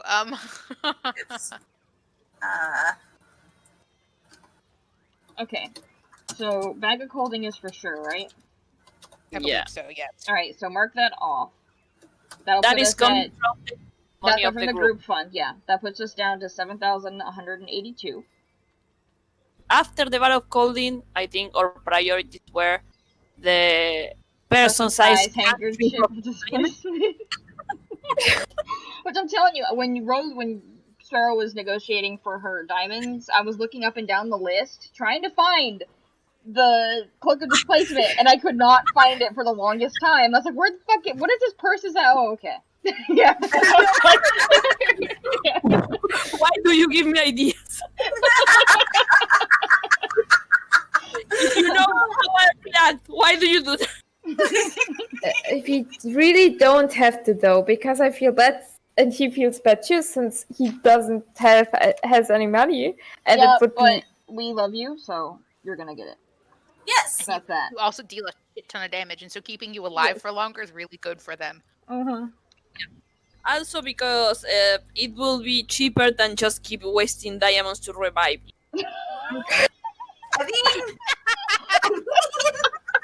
Yes, Arabic did say that. That's just a Arabic thing to say. Rose, like she was holding she was like in the process of putting up the gemstones that she had just picked up, and she nearly drops them. Like you actually said that? It's like we're all sweet. One of us is like, "Oh, we love you, Viros. We're gonna get you this," or "Oh, you do a really good amount of damage, so we can want you up a little bit farther." Than for them, Sarabi's like, "We don't want to waste our diamonds on you." Okay. Oh, that's great. So we buy the handkerchief. Handkerchief puts us down to 5,182. Let me just change this because I honestly can't pronounce handkerchief. Handkerchief? Handkerchief, yeah. So cloak of displacement, boat. Okay. What else? What's the next priority? The mantle of spell resistance. Yes, but weren't we going to... Didn't we need to spend some money in order to adjust a couple of things for Pietro? She already did that, didn't she? Yeah, I already removed that from service fund, so it's all paid for. Okay. Just making sure. So Mantle of Spell Resistance. That puts us down to 3,682. Those are the more expensive. Who wanted the Ring of Protections? Because I don't think anybody really needs it. It was nice to have if we don't get the Mantle of Spell Resistance. So we don't have to worry It about was that. the Okay. yeah. Yes. Alright, so we have 3,000. Yeah, the immovable rod is more for convenience than any other thing, but it's cheap. So if we want to have one to keep on the quiver in case we don't know, want to just lock a door or like make a tent, just locking the thing in the air, and we don't need to spend like 30 minutes setting up the tent. Callie will use her own money for the arrow catching shield, because she has more than enough to get that. Alright. So that won't come from the group fund, that'll come from her. But how are you going to do it? Are you gonna make them send them by mail, or are we Just gonna buy it outright for the 900, like whatever. She has enough money. What kind of shield? So that was like an average Oh, number, so I that's need to right. know what kind of shield. Well, she has a +2 shield right now. And it's just a regular shield. But like regular metal shield is what it was. Just a standard. Okay, so you're not looking for something like a smaller kind of shield. You're just like standard normal. Metal shield. Okay. Then yeah, it'll probably be.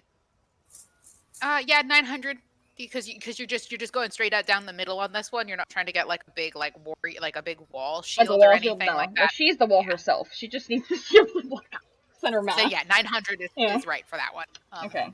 I have a fun story about an immovable rod after you guys are done buying stuff. Okay. Yeah. Okay, so we still have 3,682 left over. We are buying the movable rod, please. Okay. I'm gonna put it on the quiver. Oops.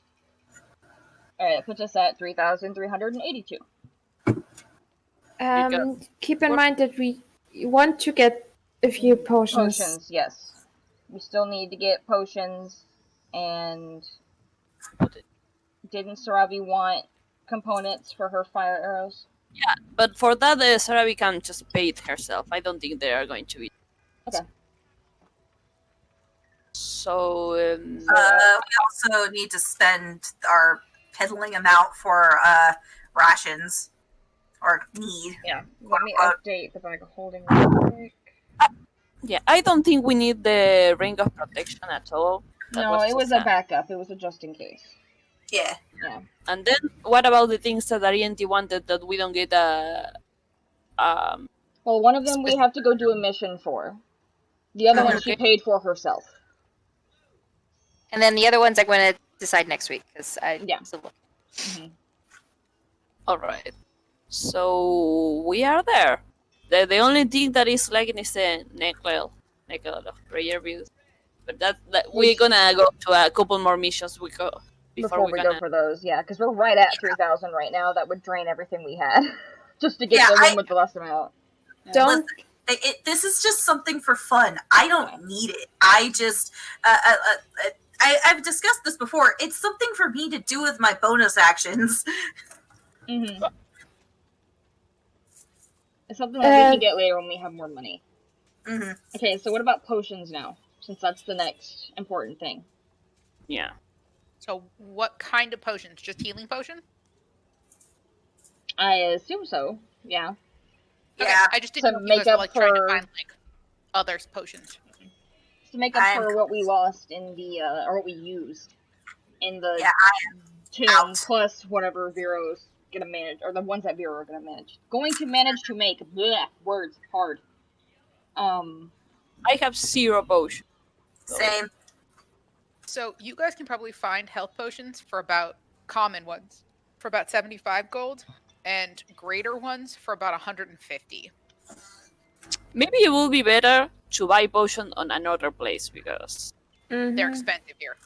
Yeah, we can always wait. We're gonna travel soon anyway. Vero's making 5 common ones. Callie has 2 greater, so she can hand one of the graders to Sarabi. So Sarabi has 1 greater, and Callie will have 1 greater. Don't we have some in the bag of holding? We do have 1 greater potion in the bag of holding and 2 common potions. So whoever doesn't have potions should take those. Okay, I'll take a common. Okay. Greater. I think Pearl should get at least a greater. Pill bought his own, didn't he? Or did he not yet? I can't remember what happened earlier, like Hey, an hour babes, ago. do you remember? No, he didn't. He He didn't didn't buy yet? him. Okay. Does he have it Yeah, on his because person currently? Give him Hang on. the one. Let's see what he has first. Oh, okay. Because I remember we gave him some before, but I don't remember if he used them since then. I think he did. He might have. I just can't remember.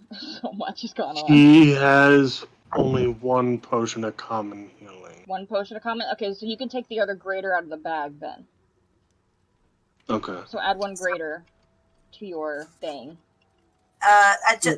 Rose did take one of the common potions from the bag. Yeah. I marked it. So we have Cool. one common potion left in the bag. How about Vero? And RENT. Do either of you have potions? 2 greater. I used all my common, so I needed some common. But you have 2 greater, which are much better than common, so you should be fine. It might give you the regular common, depending on what everyone else has. Oh, I just thought you were asking me if I wanted to buy something. Oh, not right now. Sorry. We're divvying up what we have currently, and we're gonna go buy more potions in a town where it's less expensive. Yeah. Okay. Well, Yeah. I do have a potion asterisk Question mark? Yeah. And I you're love making that one. 5, and you're making 5 of them, and we're not gonna leave until you make those 5 anyway. Mhm. So Vero should be fine. I so want to try that potion. I I want to know, know. right? And then Sarabi, Callie gave you one of her graders. Okay, Is I'm that all ready. you have? Just the grader? Yeah, she has healing spells, so she doesn't.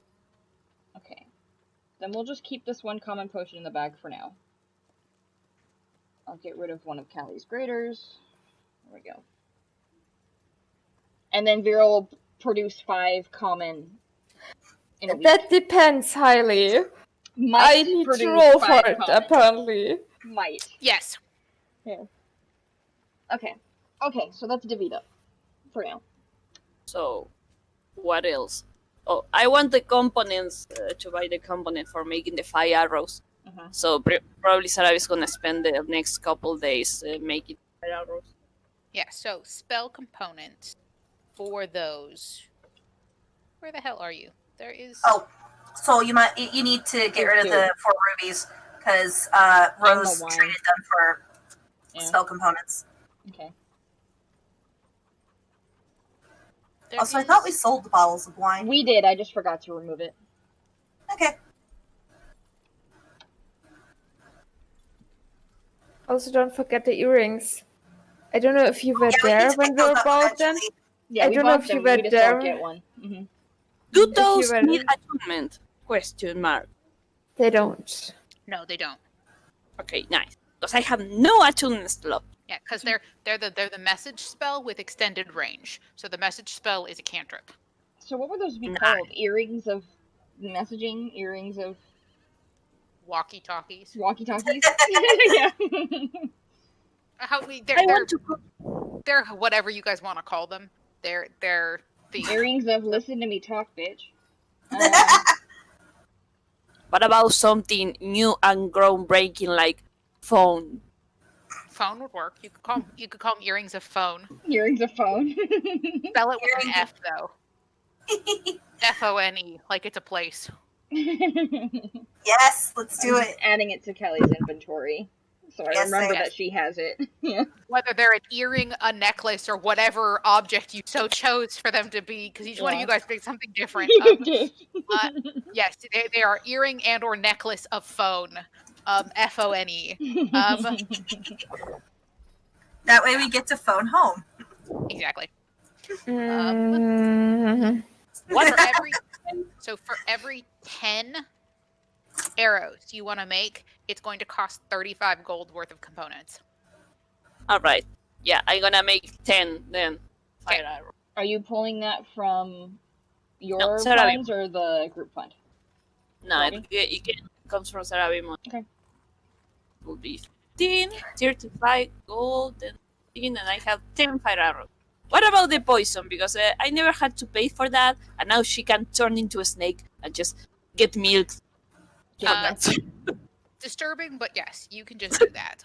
You can also finding poisonous snakes is not that hard, so that's why the poison arrows were so easy for you to make. Because you could just go out into the woods and be like, "Bitch, come here," and catch yourself a couple of snakes and have enough poison to do this. You get lunch. Yeah, so I mean, like for you, the poison was really easy to collect. This kind of thing, these are more rare components, so you can find them in the wild. You just not in your area right now. The snapberries you probably could find, but the fire salamander and fire snakes are not in your region. Those are more volcanic areas. Next time I'm gonna try looking for that.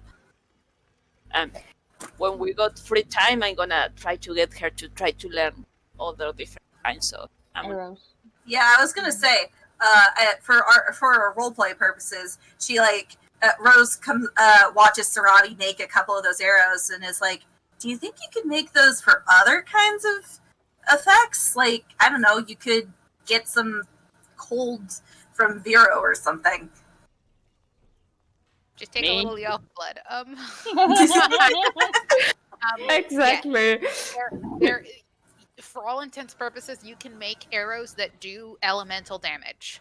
So, like, you'd have to buy ones that can do force damage, or buy ones that can do things like psychic damage, stuff like that, magical damage. Necrotic. Yeah, necrotic. All those would have to be purchased. You can't make those. Thunder, you probably couldn't do. Lightning, you could do. Cold, fire, lightning, acid, poison. Yeah, elemental. Explosive. Yeah, that's wrapped into fire. Yeah. Those are detonating. By the way, Pill can make those. Yes, he can. Yeah. Yes. So you just need gunpowder. And since he knows how gunpowder works now, yes, he could make explosive arrows. What is different with the fire arrow? Like that it hurts everybody around or something? So I think the fire arrows do 1d6. Is that right? 1d4, something like that. 1d4, right? 1d4 fire. So the explosive arrows are dealing an extra d10. When you shoot one of them off, it's a d10 of fire damage because it detonates when it hits something. So instead of like being a streak, like these ones, you can either light the arrow on fire and then shoot it and it does the 1d4, or these ones that you're making ignite on contact and so they just burst into flames versus exploding. So the the exploding arrows do extra damage. They're also heavier and so the range on them is shorter. So it's harder to shoot them long distances because they're weighted. But It's they do one, like not a one, because I remember it made the same damage that the hunter mark. Is 1d6? Okay, yeah. For the fire arrows, or was it the exploding ones? So I just need to feel the things so he can make the extra spicy. Yes. Can we call them that? Spicy arrows? But yes, the spicy arrows, fire arrows were 1d6 because it was the same as Hunter's Mark. Exploding arrows were 1d10 because it was something stupid. But they're really expensive to make. It's essentially, because you have to buy a gunpowder and then Pill has to spend time crafting them so that they're weighted correctly. He's never made arrows before, so you would have to probably help him make sure that they're weighted correctly, that you could use them. She's gonna be constantly over his shoulder. No, that's wrong. You're doing wrong. No, start again. No. That's too heavy. The arrow's just gonna immediately fall to the ground. Yeah. But Pill would have the ability to craft you guys banana shit. And given that it's Pill, he could probably even make an ice cream machine. It wouldn't surprise me. Yes, you have the bag of holding now. Yeah. I do. But I'm storing dead bodies in it, so that might... It's a meat locker. Must I use this gift again? Damn it. We need 2 bags of coaling. I honestly don't see why we should separate the things. Okay. It's not like they touch each other. Nobody's Just don't going tell to people not. corpses are also kept in your ice cream shop. Everything's fine. Everything's fine. There's no cross contamination. You're good. If It's an ice anybody cream asks, the morgue. zombies have. What the fuck? Why is everyone so sick after they come out of their shop? The zombies are actually protecting our investment. So Dear. So, was there anything else you guys were interested in purchasing right now? Oh, the rations. So you Yeah. guys can get a week's worth of rations for about 5 gold. 5. Okay, cool. for each person or for everybody? That's just 7 days worth of rations. So 7 rations essentially. Yeah. Is 5 gold. So for every 7 you want to buy, it's 5. I'm gonna do that myself because I have enough money for that. Yeah, same. Same. Yeah, Same, rations are not same. super expensive. Just a lot of bring- the rations though from Baldur's Gate are going to be like fish jerky. Like rations are made with whatever the local food is and whatever leftovers people have, and they kind of make them into rations. you. So But- if you're just getting the standard normal ones, you're looking at like fish jerky and stuff like that. It's very seafoody, seaweed, You. things like that. Can we buy somewhere else, please? I want. Well, you can always wait till we go somewhere else and buy your rations there. I mean, it's I not like like we seafood, though. desperately need rations because you have both Kali and Sarabi with the Outlander background, so we can get food. Yeah, they can both find food. And So- even then, it's just for me, from a player standpoint, I would rather have something just in case, like you can't find anything. Yeah, true. But from a player standpoint, I also would like bacon better than fish. I mean, fair. Now, Rose, you would know if you guys are heading to Vine Shade next. Vine Shade's rations typically are much more dried berries related. They're very Yeah, much dried fruit and things like that. If at some point, I think there's an argument about like whether or not they should get whether or not Sarabi's going to get rations, and Rose thinks on it and goes, "Well, if you like fruit better, Vine Shade has a lot more dried berries and fruits and things for their rations." I'm sold. Yes. If anything, I can cast Goodberry too. You guys have lots of options for finding I'm food. sold. I have gone without eating for a week before. I can wait. I don't. Sarabi, recommend no. She's just being dramatic. Just don't. It was before you found us, Kali. Those were the. Yeah, I know. Seriously, I will make sure you eat something. It's okay. I can cast Goodberry too. I just want to save the Goodberry for the ice cream. It's not like you can only cast good berries once, ever in your life. Yes, You can do it every day. That right. Yeah. I'm gonna give the Goodberry. I'm gonna put the Goodberry spell and cast it every day, and then Put every 'em in the single bag day. of Doug holding. Yes. They only if anything, they only spell only lasts for 24 hours, so it's not like you can put those away for safekeeping. But it's a bag of golden. They are there. They are not going to decay. But the good But berries they're are gonna magic, disappear so they'll magically. disappear. Yeah. Well, that's cheap as fuck. How are we going to commercialize that? Well, when we open our ice cream shop, we make sure we have a druid that's hired, and they always just cast Goodberry when they make the ice cream for the people. So the expiration day is actually the day when the good berries disappear. Yeah. Yeah, Mhm. it's like it's that one. That one it can only be purchased as a scoop in the store. That you guys don't sell that one as a container. Yeah. Mhm. I know this was a joke, but that poor druid. I mean, And he It can only doesn't have cast to it be- so many times. yeah. Feel Yeah. like this. How Every about single this? Every worker is a druid. How about that? Every worker has levels and duress. Only hire druids. I like that idea, yes. And the only spell they take is Goodberry. That's it. All their spells Rose. are Goodberry. Rubbing his temples because he knows they're joking, but still, druid rights are something sacred to him. I mean, no, we're forcing them. They're willing. They asked to be hired, and then they don't have to be out fighting monsters. They're just making good berries. Listen, Yeah, Hero. The other thing that druids can do is that they can druid craft edible flowers. We could use that for our ice cream. Yep. We Not like can we're help. forcing any druid against their will.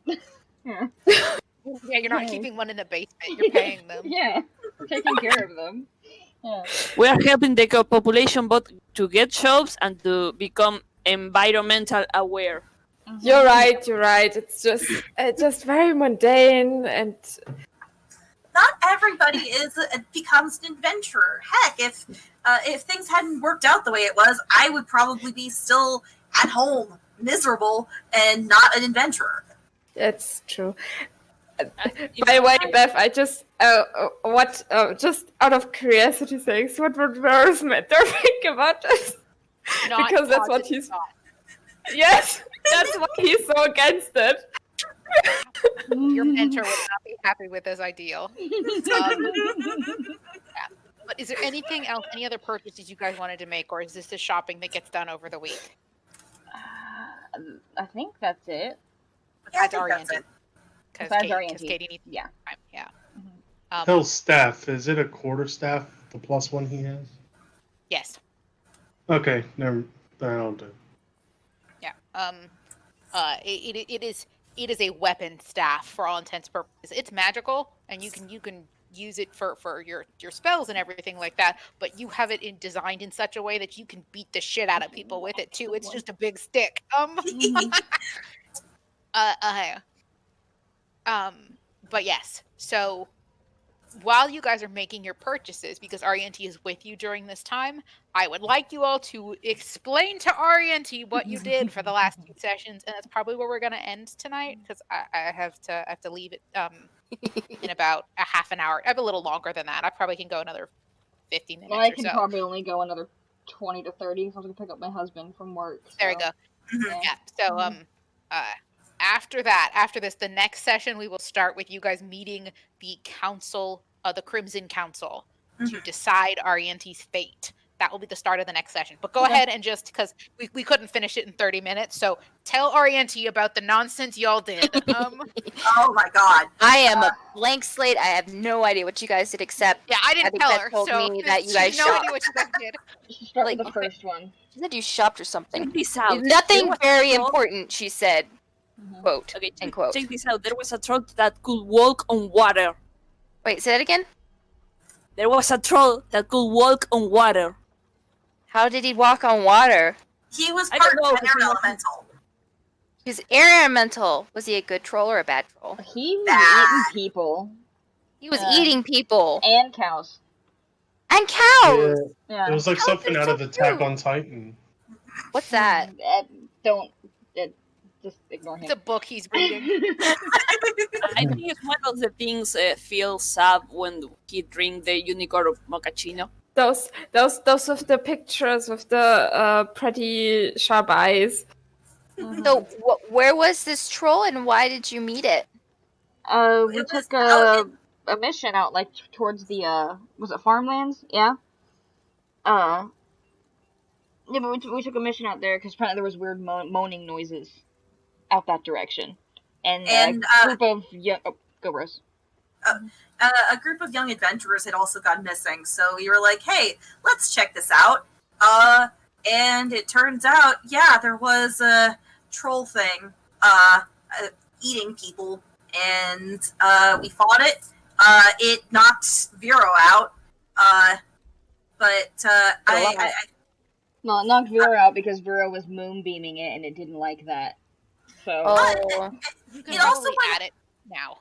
Sorry, I've just read that. Yeah, you can probably add it to his inventory now because you guys are finished purchasing stuff. This is after those adventures, so you guys have it. Yeah. It did go after me a little bit because I did use a brand new spell on it, Guardian of Faith. It's very cool, but Mandra. It Giant does. Avandra. Mm-hmm. Yes, she's starting to blush because and well, she pauses about the end of the battle. We did kill it, but the kids didn't make it, unfortunately. That was really sad because those kids remind me of ourselves. Yeah. Rose just kind of goes very quiet. How old were they? Oh, Rocky, so probably. I don't think we knew exactly. We just knew they were new adventurers, newbies. yeah. So maybe like just at adulthood for some of them. Mm-hmm. So adults. Yeah, but still young. Well, No. I'm 12. Well, we know. We know. They Older were than grown you, up. but older than you, but younger than us. It's still. She kind of pauses again. It brought up. It didn't feel good. At least one of them. Hmm? Only had one gemstone at the time. Aw. Well, they were long They had dead. died a week before we got there. Yeah. Oh. Had been We eaten. Yeah. try to go fast as possible. Sorry, ignore the GM commentary. Yeah. They had been eaten. Yeah. The god Aw. suddenly speaks. They got eaten. Yeah, Rose just looks a little green now. Sad. So what else did you guys do? Oh, this is one that Kali should tell. And she looks over at Kali. Okay. Well, we decided to help this wizard lady out who apparently had an urgent thing. She summoned some sort of, what was it again? Was it a demon? It was a demon, yeah. The demon. She summoned a demon to help protect her or whatever, and it took her order to protect her a little bit too seriously and was killing everyone who came around her. Can you believe it? It's so cheap to just get a bodyguard. I don't think she trusted any normal people. So she locked it in her library, and it had like the ability to cast darkness or like this dark cloak stuff or whatever. And so she sent us in to go take care of it, and we did. Sarabi turned into a giant or into a lion, which is pretty cool. I also have. Didn't she kill it by pouncing on it? Yeah. Yes. That's me the player asking. I'm pretty sure she killed it by pouncing on it and like ripping into it. Yes. So Yeah. weak That's how it died. demon. Yeah. They, He's like, oh, we they- beat it down, but she did the final blow with being a lion. Mm-hmm. And then we checked out the library a little bit. We're going to fix some of the damages when we found a she had an Asimar wing in a case. Our wing. Like a whole Asimar wing. Yeah, Aspers have wings? They're angel people. Are you gonna have wings too? Oh, never mind. Well, why is the Asimar wing in the case? That's such a good question. we are still wondering about that. Why was the customer wing of the case? Like, I don't know. I don't know if I will have them or not. I guess we'll find out one day randomly. She's like, but I don't know. All I knew is that I touched the case and the wing responded to me, and I just knew it was an Asimar's wing. And the feathers were gray, meaning the Asimar was falling, because Asimars can like fall to, I guess, darkness or whatever. And they're, from what Veros told me, their feathers can turn black, or they lose their feathers, something like that. Their wings darken. And when the wing is detached from an Asimar, they can't regrow their wing until the wing is destroyed or returned to them and, replaced like we did Pill's hand. So, we decided to break the case. Sarabi and Petra tried to break the glass. I tried to break the glass, but it didn't work. But Rose slashed the runes that were on it that the lady had put to preserve the wing, and got hurt because it exploded on her. But it was worth it. It worked though. It worked. It worked, and the wing disintegrated on its own because it wasn't being preserved anymore. Do you know whose wing it is? No, just some other Asimar that doesn't have one. The wizard lady thing or a different one? Say that again. Like, is this a different mission than the wizard lady demon? It's the same thing? one. It's the same And one. this We was in discovered, her house? Yeah, we discovered the wing after killing the demon before going to get her to let her know that we were done. And you That's found the when we wing. discovered it, yeah. And we destroyed Yeah, it before going to get her. her library was full of dead things, but that one was the creepiest one because that one was alive. It's a body part of a living person. Just you destroyed on it so that display. the ASMR that owns it can grow the wing back? Yeah. Yeah. And hopefully it might help a little bit in them not falling anymore. I don't know their personal story or anything, but made you assume if you're missing a whole limb of yourself, that might send you down a bad path. Or the other wing is. That one might still be locked up too. Unless When it's they- someone else's house. Maybe. Oh no, I didn't think about that. That's super creepy. We don't know if she did it herself or if she bought it off of somebody. We didn't bother to ask. We also aren't 100% sure if she is aware that we blatantly destroyed it. She probably is. But, She paid us, so she still paid if us. she Yeah. Mm-hmm. But yeah. We're not sought by Wine from? any law enforcement, so I take that as a win. No. What'd you say, Katie? Wine from your stuff too. Was that from her? The wine, yeah. Oh, the wines. Yeah, sorry. Yeah. Yeah, that was from her, and we didn't want to drink it for... You were pissed. What made you pissed? I mean mad, because I don't think you're going to say pissed. She gave a body part of a living being. Oh, that was what 3 made days with Kyleton again. Yeah, she'd say piss. Mhm. pissed. What made you so pissed? Mhm. I mean, I'm sure Sarabi and Callie also say shit like that, so... Oh To no, be fair, I'm just saying. They all curse. She's probably heard that word a lot Oh, from yeah. Kai Mm-hmm. over the last 3 days. So it's like it worked its way into her Vocabulary. vocabulary. Yeah. Bro might just flinch and blink. We were mad because she had the body part of a person. She might also say, Ariente might also say tit too. Yeah. He says that one a lot. Mhm. Says what? Tit. Just Shit? one. No, Shit? tit. Breast, like tits. Like tits. Oh. Like everything's got tits up. Like He just says boobies? tit Yeah. instead of saying Tits. Mhm. So it's also one of the expletives Kyleton uses regularly. Tit. He uses it so often that in saying everything's gone tits up, he just says tit. He shortened it to one word. if anything, like if he like is especially mad, he might do the Avandra's tits or something like that. Or whatever god he follows or knows best. Yeah, exactly. Yeah. Mhm. Actually, no, Avandra's probably accurate. He probably would say See, that's a curse I don't understand because tits are a good thing. Mhm. No, it's just an expletive. I mean, Odin's beard doesn't sound bad either, but it's that understanding that you're shouting something that is an expletive. Mhm. Whether it is a bad word or not, some expletives aren't. Yeah. Even then, it's like you're calling upon the aspect of a god in some manner. It's mostly to curse at something. Yes. And he definitely would worship the god of luck. That makes sense. He's alive. He's still alive. Yeah, he would worship luck.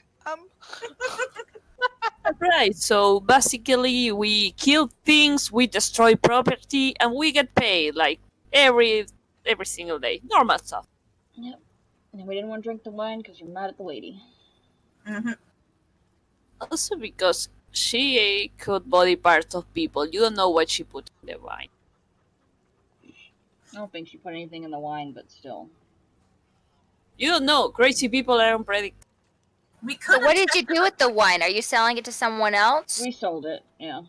Oh, you didn't warn them that there might be something in the wine? I Oh, don't think the there was anything in the wine. She already had it ready to give to us the second we came out the door. She wasn't crazy, She she was wasn't- just careless. Yeah, she just saw something of a rare type of race as something pretty to collect. We don't know if she fully knew it was Yasmer Wing or not, but we have a strong suspicion she did. I mean, it was super, super protected. That was So too we have weird the to strong not suspicion. But we didn't The bother to wing was ask. moving. Does that mean the Asimar is alive? Would the wing disappear Yes. if the Asimar was dead? It was being preserved, so probably not. But I mean, I can't really explain it. I just put my hand on the case, and I just knew. Yeah, the Asimar was I alive. was Like, just connected with to it. And I just knew they were alive, and they were in the process of falling because their feathers were turning black. Do you think their feathers turned gray after they lost their wing, or did it have to turn that color before they lost it? I had a feeling it was a current thing. Like the feathers are responding to them magically, to their state of mind magically. Keep in So mind, the wing is still connected to them in a sense. They just can't find it or get to it because it was preserved in a special case. Also, we checked the Destroyed. Oh, sorry. Yeah. No, We good. checked the room, so that wing had been there for a long time. Mm-hmm. Oh, how long do Asimars live? Very. Yes. A very Okay. long time. They So- also have the option to regenerate. Okay, so the wing is destroyed, so this means the Asimar can grow the wing back. How long does it take to grow a wing back? Is he gonna just have one big wing and one tiny little wing? I You're don't. asking have questions that no we I really have don't no idea. I don't know. I just found out what I'm turning into like a month ago. I don't know. Yeah. Wouldn't it be cool if you had wings? You could fly. You could carry us. Wait, can you fly with all your armor though? It's kind of heavy. No one saw you jump down the hallway, or did two people Katie jump down? or Arianti and Rose did. So the Arrington two Rose guys did who what? Her, remember in the tomb, she leapt down the hallway. When she was leaping over the trap the first time, and you two had still been higher up in the hallway. Mhm. And you saw that when she did the jump, 'cause she got a nat 20. She had like the illusory wings appeared behind her when she made the jump. So you two both saw that. Yeah, So yeah, what you want to Rose- infer from that is up to you. Rose just kind of thinks back to that particular moment. Well, I have not encountered an Asimar before. Yes, you but, have. well, okay, yes, Kali, but No, not Kali. The lady, Zila. that fortune teller lady. Zila. okay, yes, true. Zila was But an Asimar. I don't. My point is, I don't know enough about Asimar myself to know for sure when or if they do develop wings. I mean, sure they do, but like, I don't know all the mechanics behind it. But considering what we saw in the dungeon, I think she probably does have them somewhere. Maybe they're hidden. Maybe they're on another plane. Maybe they're Maybe- invisible. Wait, on another plane? Maybe. I don't know. Wait, I think I can touch things on other planes. Sally, turn around! So, what? I don't think I have anything. She jumps up and tries to see if she can feel wings. Just flapping her hands back and forth. Can you go like to that dimension where everything is black and white except you and see if you can see the wings? Make a wisdom check. Arianti, just a straight wisdom check. Okay. Oh, I don't have very good wisdom. But wait, that's wisdom saving throw. Wisdom check. Wisdom check. Where is wisdom? What's everyone? They're going down right. the roller coaster. Yeah. 20.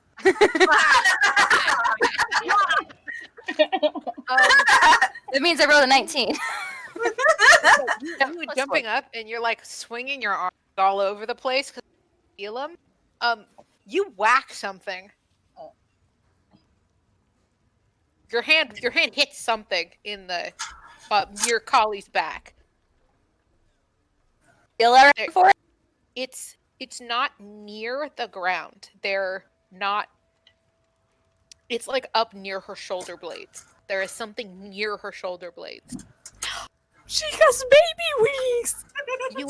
You would think that if you wanted to get a better feel for what you're feeling, she would need to sit down so you wouldn't have to jump up every time you wanted to try to feel what's there. But yeah, you feel something.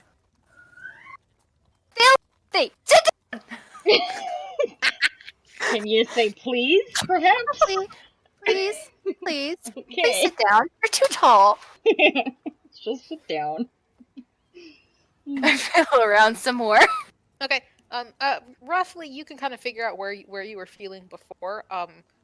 You feel you can't. You don't know. You're not getting texture from these. It's just a shape. You feel two shapes that are they're sort of almost like trapezoids. Is a good way to think about it. Kinda. They're like wing shaped. I don't know how else to describe it. Like, am I feeling them from a different dimension? Yes, they're not there. There's nothing there. You guys can't see anything. Arianti, you can't feel a texture. You just can feel like there is a solid object here that you are touching that you cannot see. All of you guys are watching her. Either Arianti is feeling something or she has become the world's best mime. And she is miming touching something. So, Sarah returns to Kali. You feel anything being fondled? Because that's how it weirdly looks like that. They by the way, the size of the wing, if this is what it is, or whatever the shape is that you're feeling, is about a foot long. It's very short. She's growing baby wings. I'm going to cry. Feel two lump things on your back. Like, I don't see them, but I think you're growing wings. They're wow. But they're in a different dimension. You know, I can see things, feel things in different dimensions. Yeah, you got wings. Wait, but how are they gonna come into this dimension? It's so amazing. They're gonna be invisible wings? Does Zila have invisible wings? I didn't see wings on her. Maybe she does. I Try think to that move make them. Try to move them. I think she could feel them. I don't.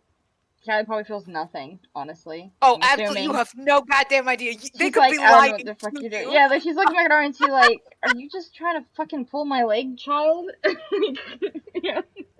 Just imagine like you had the wings and try to move them.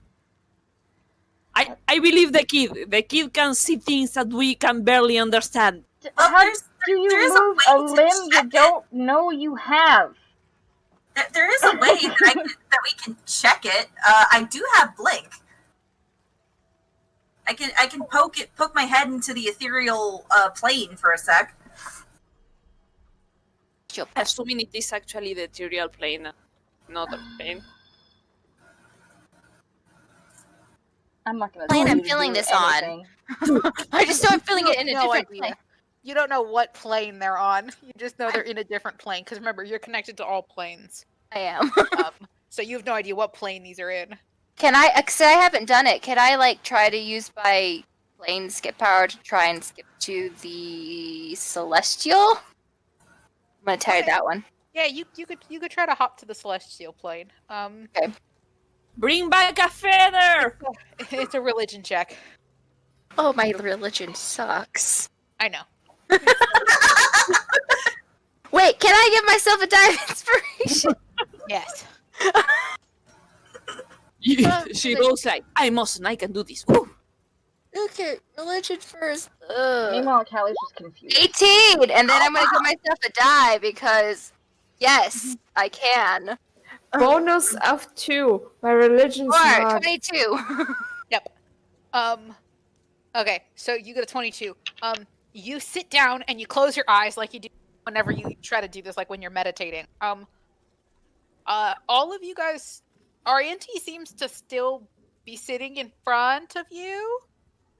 As far as you can tell, she has not seemed to move from her spot. Arianti, you've got your eyes closed, and suddenly in your vision, with your eyes still closed, you can tell you focus on like the gods and divinity, and you start to move. Like it feels like your mind is moving forward. It's very reminiscent of when you were in the weird pocket dimensions in the inn that doesn't exist, but in reverse. So like in this case, you can still feel the floor around you, but your thoughts are moving somewhere else. Versus when you had your eyes opened, you saw everything. Then when you closed your eyes, you could feel like a room. It's like that, but opposite. So your thoughts are kind of being projected forward, and you're moving forward, and you're thinking, and you're trying to really focus on moving to a celestial plane. And as a light starts to appear in the darkness of your vision, and it starts to move closer towards you, this beautiful, warm, glowing light, and then as right before it's about to overtake you, you're about to reach it, a solid gate appears. And this is the gate that divides the prime material planes from the divine planes. It's the gate behind which all gods reside, and they cannot pass through except Shar for some reason. You guys still don't know how she did that. And you reach this gate, and typically mortals can pass through the prime material plane. It's something that they're able to do. You cannot. You reach this gate, and you can feel the divinity, the warm glow of what is the afterlife pouring through these large iron, these large golden gate, this large golden like uh uh it's like a wrought iron sort of style, but all the bars are these golden barred gate. And you can stick your arm through the gate, but the you can't get the gates open. Um Shit, you're not allowed to die. That's actually kind of terrifying. Well, technically, the prime material, you guys can move. You guys can use the spell plane shift and go from this plane to the divine plane if you have a piece of the divine plane to get you there, like a link. Arianti cannot seem to do it through the plane shifting ability that she has because of reasons.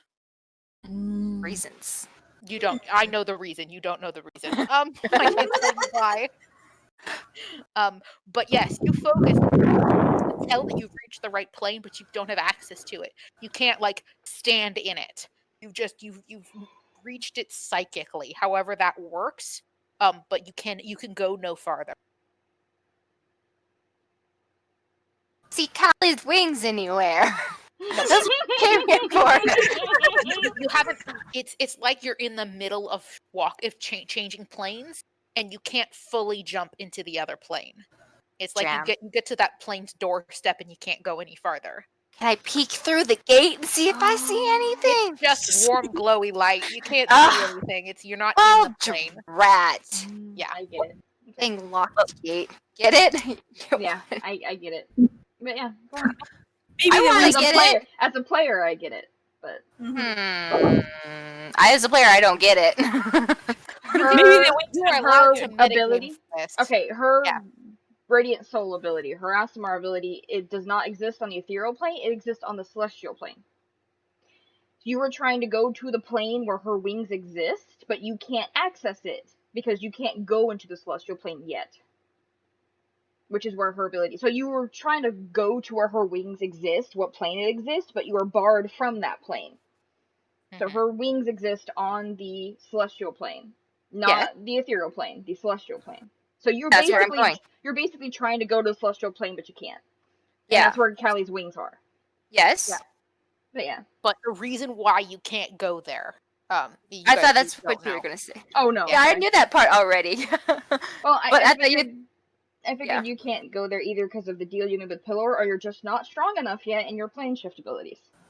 Well, it's probably something to do with my connection to Kalimvor and my promise to him, or my deal with him. Yeah, to keep you from Maybe that's the price you were supposed to pay. Maybe because I'm a forever being reincarnated. I don't know. You're not allowed in the celestial plane anymore. You're a Time Lord. Yeah. That's really sad in a way. Yeah, you can't access the plane through this ability. Through this ability. Yes. Yeah, we just need to make you die. Then you. We just need to kill you. Yeah, you could kill her. Then you can see Callie's wings. That would be the best way to end this session. You kill Orianti, and it's a cliffhanger. God. I'll make a roll with your character between this week and the next one. Hey, you don't have to buy anything anymore. Anywho. Yeah. Kill me. Well, we won't.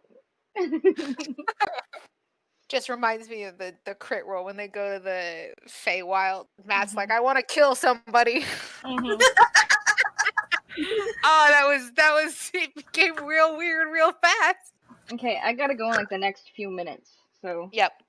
Is there Okay, anything wrap else this up. that we wanted to do talking wise before we start with you guys being led into the Crimson Council for this decision? I did have a thing like for Rose to talk to Kali about, but I think in canon, it's not close enough to when they're leaving for Vine Shade for it to happen. So it We can can wait till until next session. Yeah. Yeah. Okay. Yep. Okay. Fair enough. Then I'm trying to get before the gloves too. yes, before now in the next session, I will figure out what your misadventure will be to get the gloves, as well as your admittance into the Crimson Talon. I'll have all of that worked out, as well as having all of the magic items like added to your character sheets and modified in such a way so that they're in effect. Okay. Okay. Cool. I think that's everything. But yeah, so I probably won't be able to pick dates and stuff until after the end of the month. Okay. So I'll probably make a poll sometime near the end of July. Once I get all of my thesis stuff worked out. Mhm. And I have a spare brain power again. Okay. Take your But yeah. time. Thesis comes first. Yep. Yeah, so feel free to, if there's any other things you guys like thought of that you wanted to buy and all of that. We will also deal with Candlekeep at some point when you guys wanted to do that as Yeah. okay. And then the making the potions. So we've got making potions, the meeting the Crimson Council, Candlekeep, and The mission then for you the guys gloves, too. the mission for the gloves. So we've got 4 things we're doing next session. Mhm. Okay, doke. Alright. Cool. Then Big. this was fun. Yep. Yeah. I'll talk to you guys more later. All right. Yeah, good luck. Yep, Bye. thanks. Night. Bye, guys. Bye. Bye. Bye.